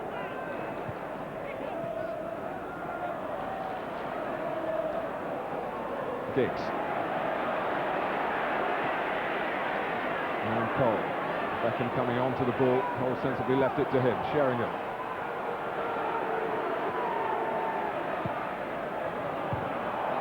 Flag is up. Now I think we just got an early Teddy Sheringham. I think it was a culprit. I'm so sure it was Andy Cole. I think Sheringham just got ahead of plays that come out. You see him flying in from the left.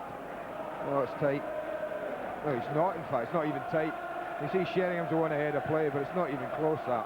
As the ball was struck, Cole was the furthest forward, in fact clearly onside. Yeah. Well, an example of how Sheringham's movement can not only unhinge defenders but officials as well. Pushed by Ronnie Johnson over there.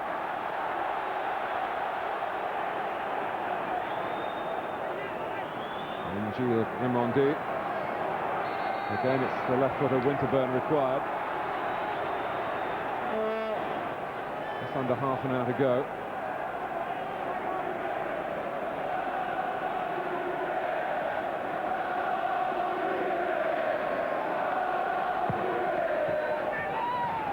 That's the last place he wanted to put it, especially with the counter-attacking abilities of Manchester United and Schmeichel's distribution.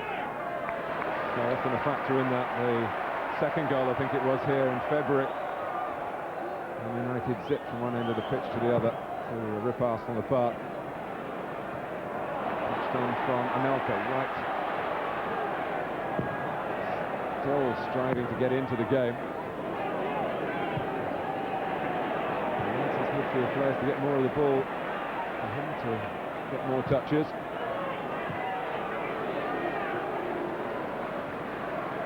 Giggs.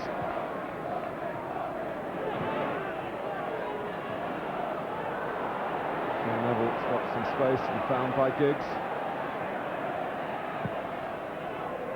But making space for his own shot. Better than the previous effort. Good hit. Sheringham standing. Why didn't with his arm raised, saying, "Why didn't you spot me?"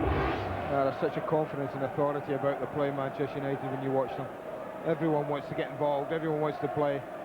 Shot's a decent one, but you could tell that David Seaman was unconcerned about it. 24 teams this year in the Champions League. 4 games played by all of them. Only one club has won all 4. Manchester United. And that has not been a distraction and a deterrent in their push up the Premiership. Whether they're going to stretch away with a winning goal here remains to be seen. They certainly look like a side capable of doing that. The share of possession is quite staggering, really, for a match of this magnitude. Giggs, chased though by Anelka, effectively. Right, going right, to get involved in the game. Platt. And they were saying goalkeeper's ball.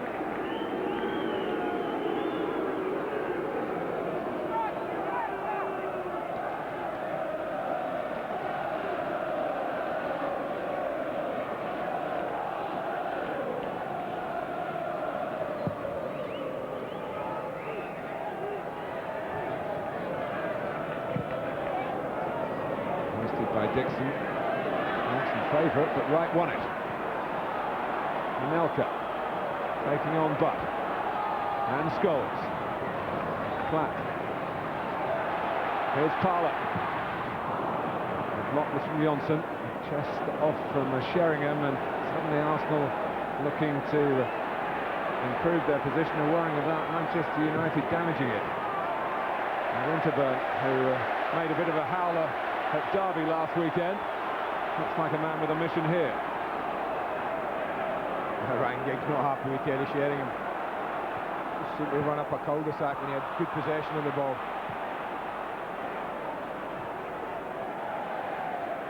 Giggs seen off by Grimondi. Anelka. Grimondi again. Dixon.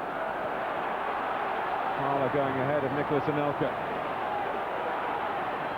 Overmars. This looks promising for Arsenal. No way for Overmars to try a shot coming onto his right foot. He likes to do that from the left-hand side. Dixon with a good cross. Right! Got a touch.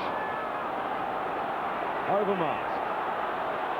Manchester United suddenly on the back foot. There haven't been that many moments in this half when one could say that, but the ricochets favour them and it's a goal kick. It's a good ball in from Dixon. I think Wright's the one who gets the touch near post, but Platt was absolutely flying in behind him. Not so sure if the touch just took it away from David Platt. For one of the few times, look at Platt come in behind Wright. He's stooping low, looking for the diving header. The ball wasn't there.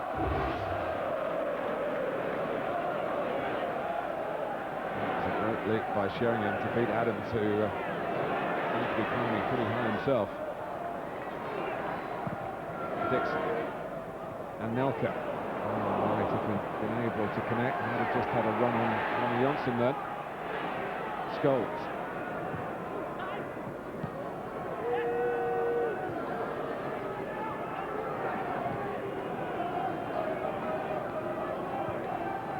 I remember seeing a league match Paul Scholes has played for Manchester United, where he's missed a few times in the opposition's penalty area. I think I've only once, basically that time, with a penalty into the first half.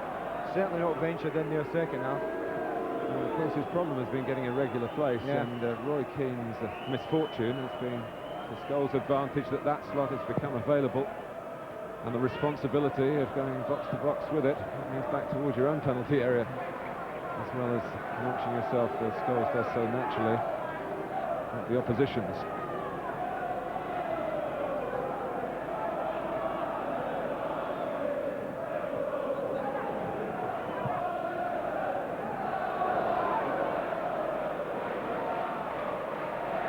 Who came on for Gary Pallister with that damaged back. Anyone who's had a back problem knows that they can go away as quickly as they come, so maybe all is not lost for Gary Pallister in terms of England. We'll try and keep you up to date with that.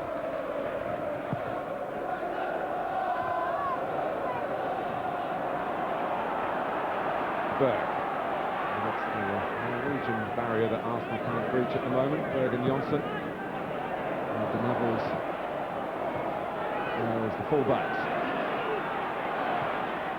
Berg. Cole. challenge. It breaks for Anelka. Destiny of the game still very much in the melting pot. Winterburn couldn't quite give Overmars an angle for a pass, but he's conspicuous again in winning the ball back for Manchester United.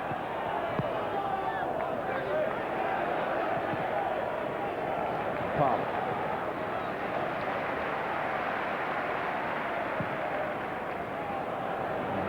Telling Grimondi to hit it towards Anelka, which is unusual because he's normally calling for it himself. Well, so often that's happened, though, Mark. Every time they've knocked it, within seconds, United have got possession again, and back they come. Passing, patience, confidence. They really have. I can't remember a game that I've watched Arsenal play Manchester United where United have dominated possession to the extent they have today.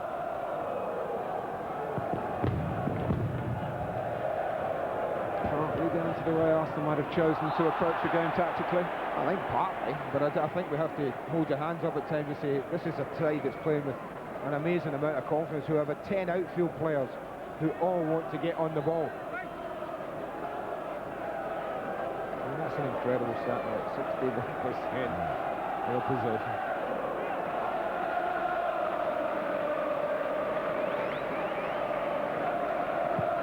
Grimondi with the free kick. Ball jumping with Berg. Out forward by Scholes, and it drops for Andy Cole, who's seen a gap and decided to go for it. Well defended. They would have been worried about his pace. That's why they backed off where they did. Cole knew that. That's why he accelerated towards Tony Adams. And that was a good tackle.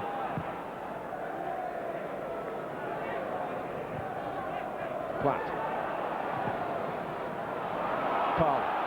Bit of fortune there for Arsenal. Anelka.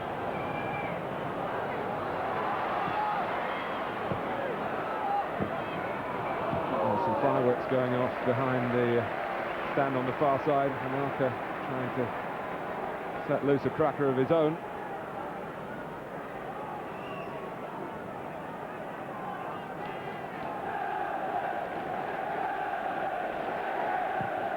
"20 minutes to go.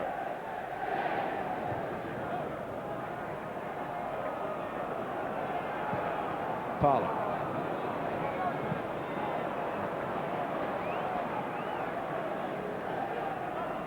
Minutes to go, and number 20 for Manchester United getting ready. Gunnar Solskjaer. Again, you talk about the calibre of player on the bench, last season's leading scorer.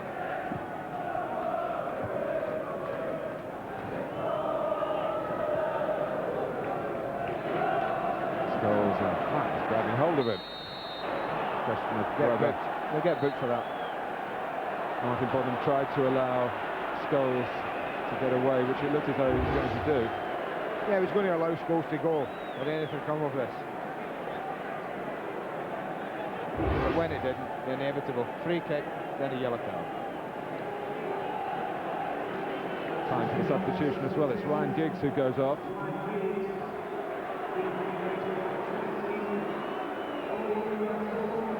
It might jog your memory, Andy, that the very first time Solskjaer and Cole played together from the start was here at Highbury last February, and very well they played together then.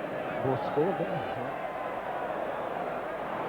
I think it's something like 14 goals between them in 8 games in the league that they've started together, and there's a bit of a campaign in the Manchester area to suggest that they should always be starting to Alex Ferguson. You would probably tell them that he knows best. Here's Anelka for Arsenal. In right with an arm up. Winterburn. Overmars. Right there again. And again. Parlour.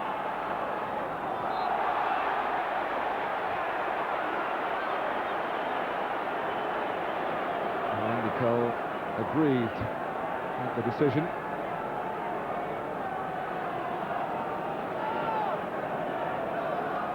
That's an obvious threat. You give free kicks away against Arsenal, this sort of area. You've got Bold and Adams and Elka. Ending for Sheringham. Solskjaer has played that rather blind. Parlour. Adams did enough to make Gary Neville play the ball. It's an Arsenal throw. Only one throw as far as Gary Neville can do for Manchester United. Winterburn maybe will try.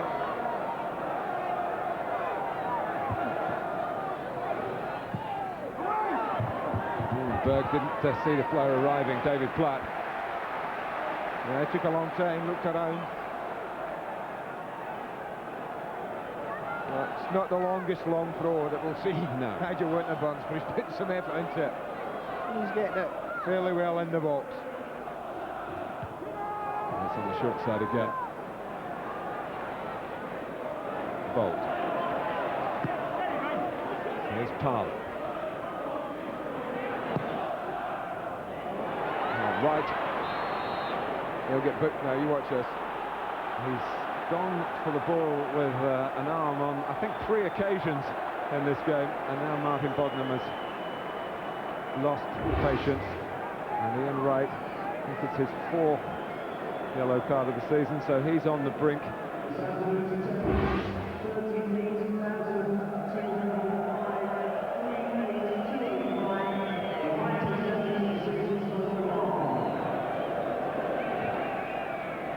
Yeah, it was no surprise, Martin, that it hasn't quite lived up to what the first half gave us. I said that about a minute before half-time. It was the type of game you didn't want half-time to come. Because the managers would have had their say, they would have tightened things up at the back. That's what's happened. Although both teams have tried to go and win it, particularly United. The defenders have been found to be a bit more resolute this half. Well, there was some sloppy work by Grimondi, which has led to a corner here for Manchester United, looking to get in front for the first time in the match at a crucial time in the match. And both Adams and Sheringham had a long run at that. Away by Dixon on the dive. Berg. Adams is there. This is Scholes, who reacted so quickly. Bold, plenty of height to it, but he needs to go again and does. Winterburn. Oh, it's given Wright no chance, and it's typical of his afternoon. Maybe your thoughts on the man of the match came from the action in the first half. 0891 11 11 01. Let us know who you want to vote for. Sheringham.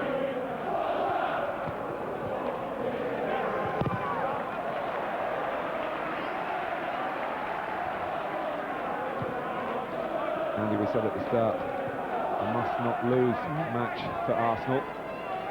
I think they take this. I think they would have taken this at the beginning of the match. They certainly have taken it at half-time, Martin, and I think they take it now. But it's 2-0 up. Arsene Wenger must have thought, well, wait a minute, never mind the point.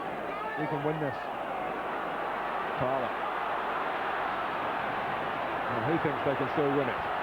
Ronnie Johnson got to be muffled into the ground, as Parlour did what he had to do to take him on, to try and make it difficult for the defender. He certainly did that. Well, we've seen this too few times for Arsenal second half. We can see Johnson just lent into him. Parlour was past him, good pace. He just won there without Bergkamp. No, right. Overmars is around the ball, Platt's around the ball. Platt, righty. For one of those days for Ian Wright. He ain't scored against Schmeichel. He might just think, well, why not? Referee, importantly, from the Arsenal viewpoint, getting the ball back. David Platt's had a long run at it, but Wright takes.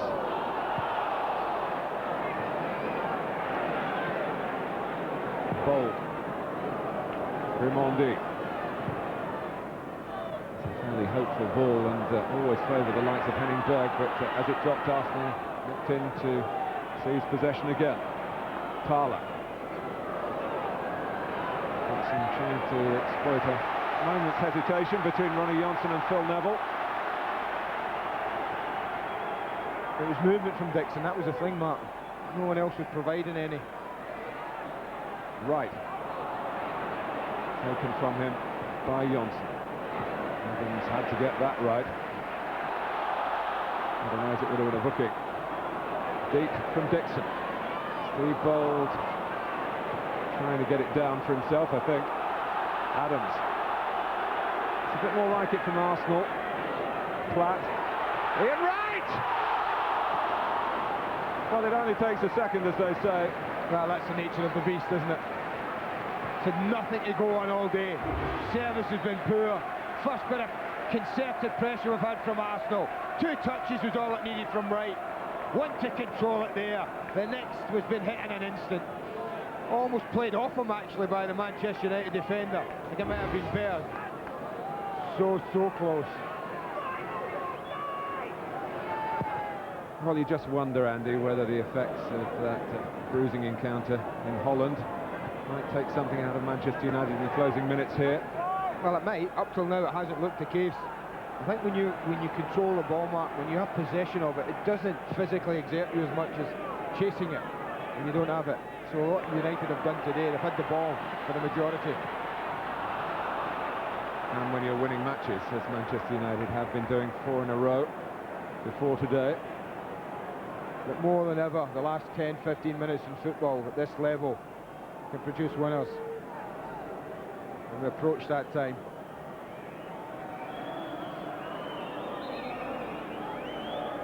Mark Overmars, who hasn't played in the 3 previous games, a foot injury. And in fact, I think he's only played 2 full 90 minutes for the changed the first mind, team. Mark. Anelka's going off. He might play the full 90 minutes here. There's been a bit of a change. And Overmars seemed willing to go, but was sent back. Anelka is replaced by the Liberian, Christopher Ray. Known in the dressing room as cousin of, because he is cousin of the great George Weah.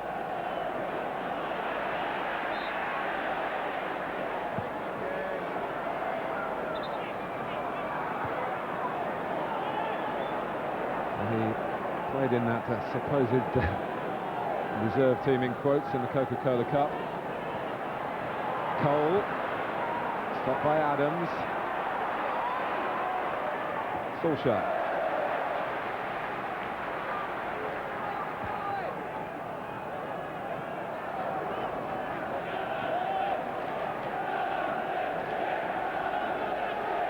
We're into the final 10 minutes.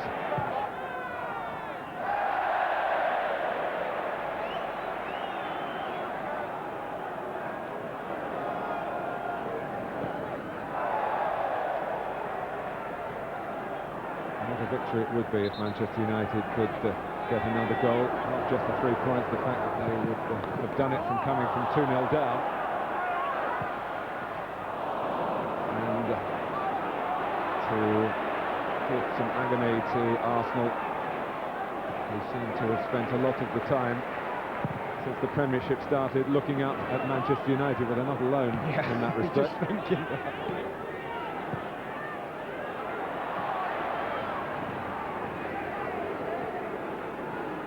Arsenal 10th, 4th, 12th, 5th and 3rd in the 5 seasons of the Premiership, as against first, second, third.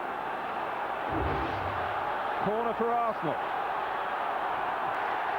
David Platt on the sidelines for so much of the season is centre stage now. You won't get many better headed goals than that all season. By that I mean you just can't stop it. You've got a man on the post, he can do nothing about it. The quality of the header is absolutely superb. Postage stamp, you just don't save them. Enjoy it. A goal with 8 minutes to go. Can Arsenal hold the lead this time? Scholes.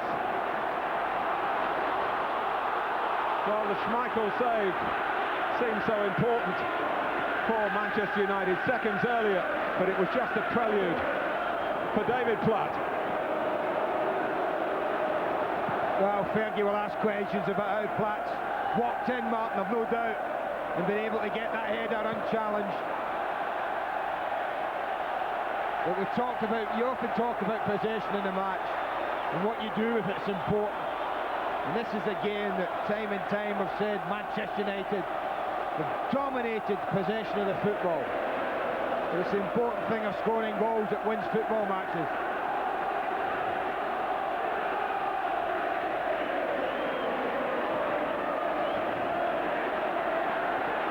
Platt pass. Suddenly Arsenal are bombing. Ray. And whereas there were circumstances that mitigated the problems early on for Manchester United, the amount of time for recovery, that's ticking away now.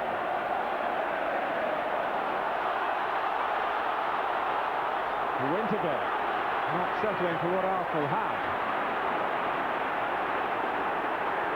But Scholes and Grimaldi, referee, had a good look at that and what was maybe developing afterwards.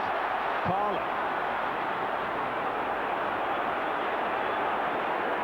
That's great play from him. Held it up well, didn't panic. Platt. They've only lost once in the league, Manchester United at Leeds. Overmars deflection over the top corner. Well, it's amazing football. This has been a game that United have been so comfortable all half now, but suddenly it's picked up a pace. And Arsenal have suddenly got the bit between their teeth. Well, the fact is, Andy, the side that haven't had the ball for long periods in the game have the lead with less than 5 minutes to go.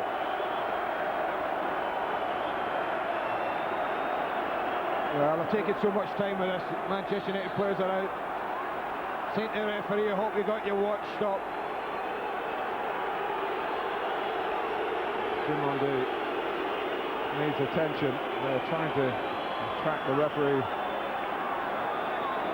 But he wants the corner to be taken. Winterburn prepared to take it. And now can Manchester United exploit the fact that one of Arsenal's defenders is limping quite badly. Certainly Schmeichel wasn't aware of that and kicked it to the other side of the pitch and out of play as well. Well, they're not going to be in a hurry to take anything, Arsenal, now.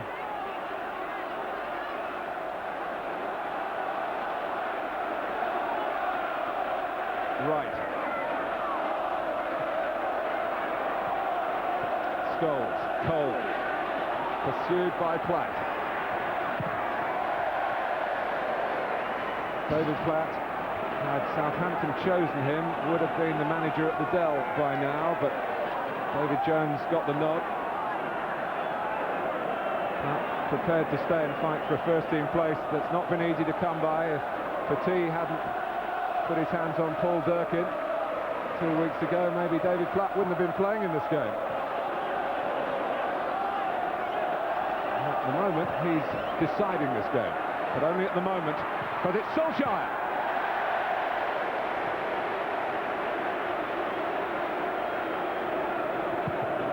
Well, the response has been, as you would expect, very positive from United, but they've got to take chances. They might just leave one or two gaps in the last 2 or 3 minutes. A reinvigorated Ian Wright. He's round the back. Ray! Oh, he's missed it! Well, you won't get a better chance than that. You will not get a better chance than that to score against Manchester United. Ian Wright can do no more. This is absolutely brilliant. Not only does he skip past Johnson, he keeps it in, and then he says to his mate, go on, make a name from yourself. Well, that would have been, even against Manchester United's quality, game, set and match for Arsenal. As it is, the nails are still being bitten by the Arsenal fans.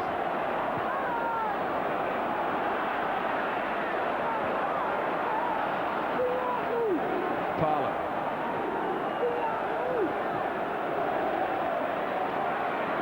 Ray Parlour taking on Manchester United. Ray maybe losing a bit of confidence after what had happened a few seconds earlier. And Beckham trying to stretch Arsenal with a ball towards Cole. 2 minutes to go. Amazing. You mentioned Ray, Chris Ray, Martin. He's been on the pitch, what, 5 minutes or so, 10 minutes? And he's had 2 of the best chances that Arsenal have had. And this is the second of them. I mean, Ian Wright can do no more. He's not under pressure. He just scuffs it. Man of the match, your vote, 0891 111101. I hope your phone is near the television, because I wouldn't want you to miss what's happening here. Alex Ferguson hoping that time will be generously added on. Scholes. Platt's challenge. Overmars. Here's Christopher Ray, who was playing with Monaco, then loaned to another French club, Guingamp, last season. Obviously one noted in the past by Arsène Wenger.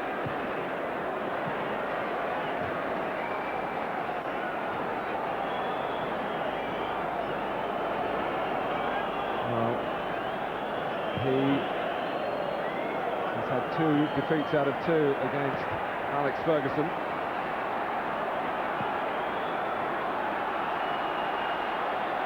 Beckham, Gary Neville. 4 in a line in Manchester United blue.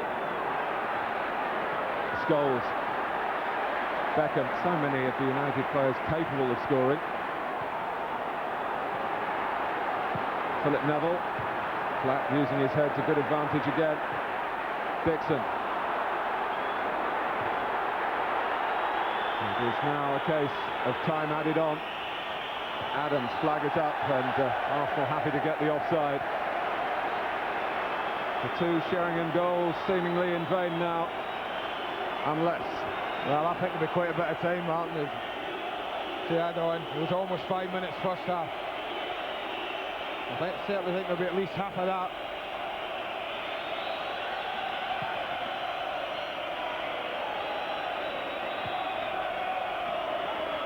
Parlour. Right, and that sort of pressing and battling vital, although as they surrounded him then, Wright felt there was at least 1 foul on him. Arsenal retreat. Well, that would do nicely for Arsenal, wouldn't it? You can't believe that he kicked it like that. No. Normally so assured with his kicking off the ground. And that's what tension does to even the best. Right, and there is tension for Manchester United here. They're on the verge of their 2nd league defeat of the season. Only Arsenal's 2nd win in 13 league meetings with Manchester United. But not yet confirmed. Parlour. Well, let's keep ball if we can. Well, they haven't been able to do it for 90 minutes. How can they do it now? But they're trying, and right. The gap is back to 1 point. Arsenal stop Manchester United pulling away. And David Platt, a Manchester United player a long, long time ago, never in the first team, has scored here to decide an extraordinary encounter. Arsenal were 2 up and then pegged back to 2-2. Should have been 3-2 there. Schmeichel responded in an extraordinary fashion, but then David Platt produced the perfect header. It won the match. A victory flying in the face of recent form, flying in some ways in the face of the territorial nature of the game, because Manchester United had much of the ball. Arsenal have all 3 points. Such a tonic for them. They've beaten the league leaders by 3 goals to 2. And you can feel the tremors all the way down the Premiership. A lot more action still to come tonight on our free sports channels. Man of the match lines are still open. 0891 111101 is the usual number. 0891 111101. Goals from Stamford Bridge to come. Reaction from Highbury, where Arsenal have beaten Manchester United by 3 goals to 2. Well, Well, an absolute stormer at Highbury. Manchester United beaten for only the second time this season. A rare win for Arsenal against United. 3-2 the final score. David Platt's late goal won it for the Gunners. But you look at those facts, the action areas first half, the possession, and Manchester United will be asking themselves, how on earth did we come out of this with nothing at all? Look at the possession, 57% over the course of the game. Although Arsenal had the better of those action areas second half, probably on the balance of the last 10 minutes or so. Man of the match. A number of contenders, I would have thought. Anelka, 11%. Parlour, 25%. Sheringham, 51%. 13% the others. So Teddy Sheringham wins it with 51% of the vote. And they're happy enough, and they will be for some time yet.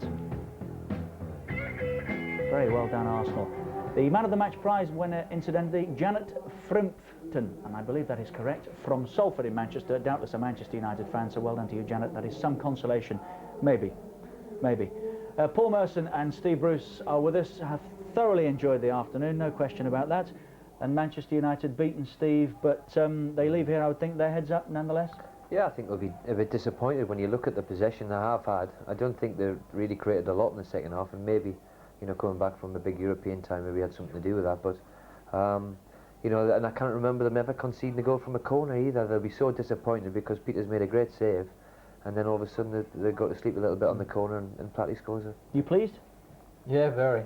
Yeah, it's a great result for Arsenal. You know, they come out second half. I think they're much more solid with a back three centre halves, and you know, I think that showed second half. I don't think Man United looked like scoring second half. Chelsea, of course, have also well, helped to put a smile on their face for you today. They were playing West Ham at Stamford Bridge. Remember, each and every time. Been a good afternoon for you, hasn't it? Here, Arsenal have beaten Manchester United by 3-2. Incidentally, we understand there has been an arrest for an incident in the first half when Nigel Winterburn was allegedly hit by a coin, and there have been some complaints about Teddy Sheringham's goal celebrations today. Doubtless more on that in the newspapers tomorrow morning. Gary Pallister, as we heard, trapped nerve, but it seems to be a little bit better now, up and about. We understand. So plenty to talk about. Let's look back on a wonderful afternoon's entertainment. This is the story of the game. Manchester United coming into this off the back of a terrific performance in Europe. Heads up. Arsenal a little tentative, would that be fair, Paul, early on? Yeah, prepared very to sit much and so. break? Yeah, they just sort of invited Man United onto them, and you know, they got the 2 goals in front, and I think then they should have come out and played a bit more, but they invited Man United on, and it's all credit to Man United. They got back in the game, and they'll be very disappointed they've lost it. No criticism there, Steve, well, I was going to say your goalkeeper, but Manchester United's goalkeeper? Yeah, I think it's very difficult when it goes through the leg of a defender, you know. It's really difficult because he's a bit unsighted. But I think for the second one he'd be a little bit disappointed about, even though there is people in front of him. Sheringham got the man of the match vote. What about Ray Parlour's contribution then? Yeah, I thought he was terrific for Arsenal today. He showed a lot of enthusiasm and a great energy. He got about the pitch. Did very, very well. So 1-0 Arsenal at the moment. I think in here somebody said hit it, and Vieira did. What about that, Paul? Should he have done better? Yeah, I think he should have done better. He has seen it late, but he's gone straight over his head. But you know, he did make amends in the second half with a great save. You know, he's a great goalkeeper, and you expect him to save him because he's that good. And I was going to say, you know, magic, Steve, haven't they, really? Yeah, they had some great possession, and that's a wonderful ball from Gary Neville, and I don't think any of us, I think even you could have made it stick down from 6 yards, Richard, there today. It's one of them where you just hit the target and it goes in. I'm not going to disagree with you this time. Okay. That was a great goal, wasn't it? Yeah, that's a classic strike. Hit it early or the chance is gone, isn't it? Yeah, it's a great finish. I mean, nobody was expecting anything of that. It's a great little touch from Ryan, and this is a great technique to hit it, and one movement on his wrong foot. That's a great goal. That's a former Spur. He'll have enjoyed that, Paul, won't he? Very much so. Now then, moment there that we were talking about at half-time. You can see Alex Ferguson's reaction to it. Well, I think this just swings the game. If United get the penalty and go 3-2 in front at half-time, totally different complexion, but they haven't got it. Should have had, in your opinion, though, I suspect. Yeah, well, undoubtedly, in my opinion, it was a penalty. Paul? Yeah, I'd expect it. If it was me, I would expect it. Yeah, when you see a couple and his reactions are brilliant. But then that's score from the corner. That's the disappointing thing. I can't remember United conceding from a corner for a long, long time. What a great header there. He's a great header of the ball, David, and he's got up, and you know, there's even a player on the line that's still gone over him. And really, it should have been 4, because this is, I think they call it a gilt-edged chance, don't they? It's lucky it was 3-2 at the time, Not because, half. you know, that is a sitter. But, you know, right at the end, he's kept running and he's made a great chance. Huge relief, I would have thought, at Highbury. They failed to win these games last year, those that mattered in the chase for the championship against the other contenders, but they've beaten United today. FA Carling Premiership, no change of course at the bottom. Barnsley, Wednesday, Bolton in the drop zone right now. It's at the top that we're really interested in today. From 6 up, Liverpool leads, Chelsea up into 4th on the back of their win today. Blackburn down to 3rd, Arsenal 2nd now, 1 point behind Manchester United. That's how significant the win was. Let's get a word with the match winner, David Platt. He's with George Gavin. David, well played, match winner. Is that a headline you suspected might not be written again about you? No, I mean, at the end of the day, really, I think if we're going to go on and challenge for the championship, then it's the squad that's going to do it. It's been well documented that we've got suspensions and certain injuries, and therefore this is where the squad plays its part. I think we perhaps haven't got the depth that Manchester United have got, and regardless of today's result, I think they're still favourites for the championship. But it was very, very important for us from a psychological point of view coming out of the 3 games that we've just had as well. Having spent most of the season on the bench, was that very frustrating for you? It's not frustrating. Like I say, at the end of the day, we're better equipped this year to compete for the different trophies that we've been involved in. Like I say, we've got a great deal more strength and depth. The gaffer's gone out and he's bought during the summer. At the end of the day, all you can do, you can just wait. Every time I've got on, I feel as though I've played my part, and fortunately enough, a couple of goals are going in as well. Is England out the question, the way you're playing at the moment, if you can keep this up?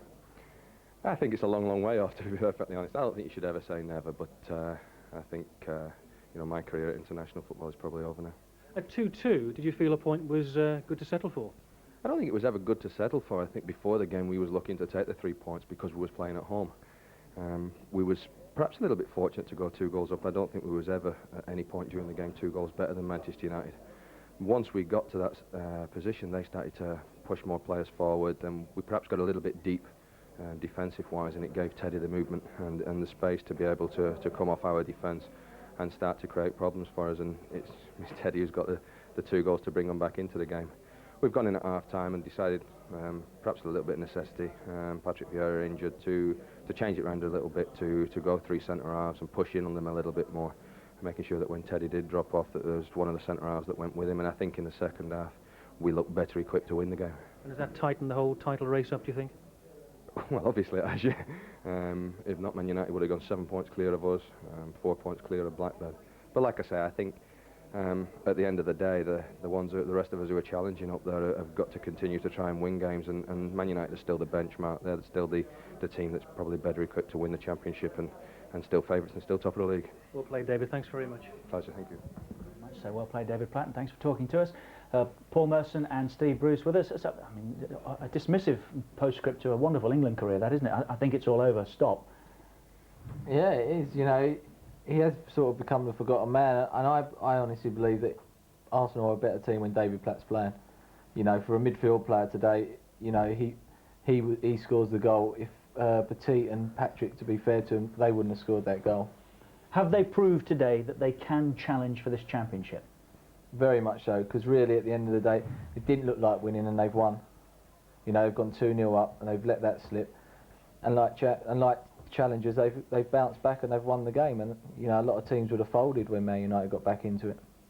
And Manchester United, Steve, have they some questions to address, or would they travel north thinking, well, we did everything but win? Yeah, I think they'll be just disappointed. I think what they won't be is that they've conceded 3 goals, and that doesn't happen very often. And you kind of go to games and concede 3, so they'll be disappointed with that. But I think they'll look at it and think, well, how have we not got something out of the game? Well, particularly when you look at those facts. And at the end of the first half, when they were 2 down, stormed back into a 2-2. Sorry to interrupt. Let's go and grab a quick word with Alex Ferguson. He's with George Gavin. Alex, with the possession you've had, is it hard to believe you've lost that game? Well, the first half I would say so, but I thought the second half, I think we run a bit of steam, to be honest with you, and I didn't think we deserved anything in the second half, to be honest with you. First half played very well, and deserved to go in 2-2. In fact, we should have been in the lead. We should have had a penalty kick. That was a clear penalty kick, and that was a turning point for me. And in these situations, you're hoping a good referee would see these things, but he's a master at not seeing anything. So we have to accept that. But in fairness, I thought Arsenal were the better team in the second half. I thought they deserved the victory, put more into it than us in the sense of they seemed to have more running power in the middle of the second half, and we have no complaints with the result. At 2-2 though, did you think you'd put in the hard work and you were due at least a point? That's a thing you you could look at, I suppose, getting to that point and then, never went further. But saying that, I think possibly there was maybe we did run out a little bit in steam, and the legs just seemed to go a little, I think. The midfield area, I think, anyway. Alex, do you want to see that penalty claim again? Well, yeah, okay, yeah, I'd love to.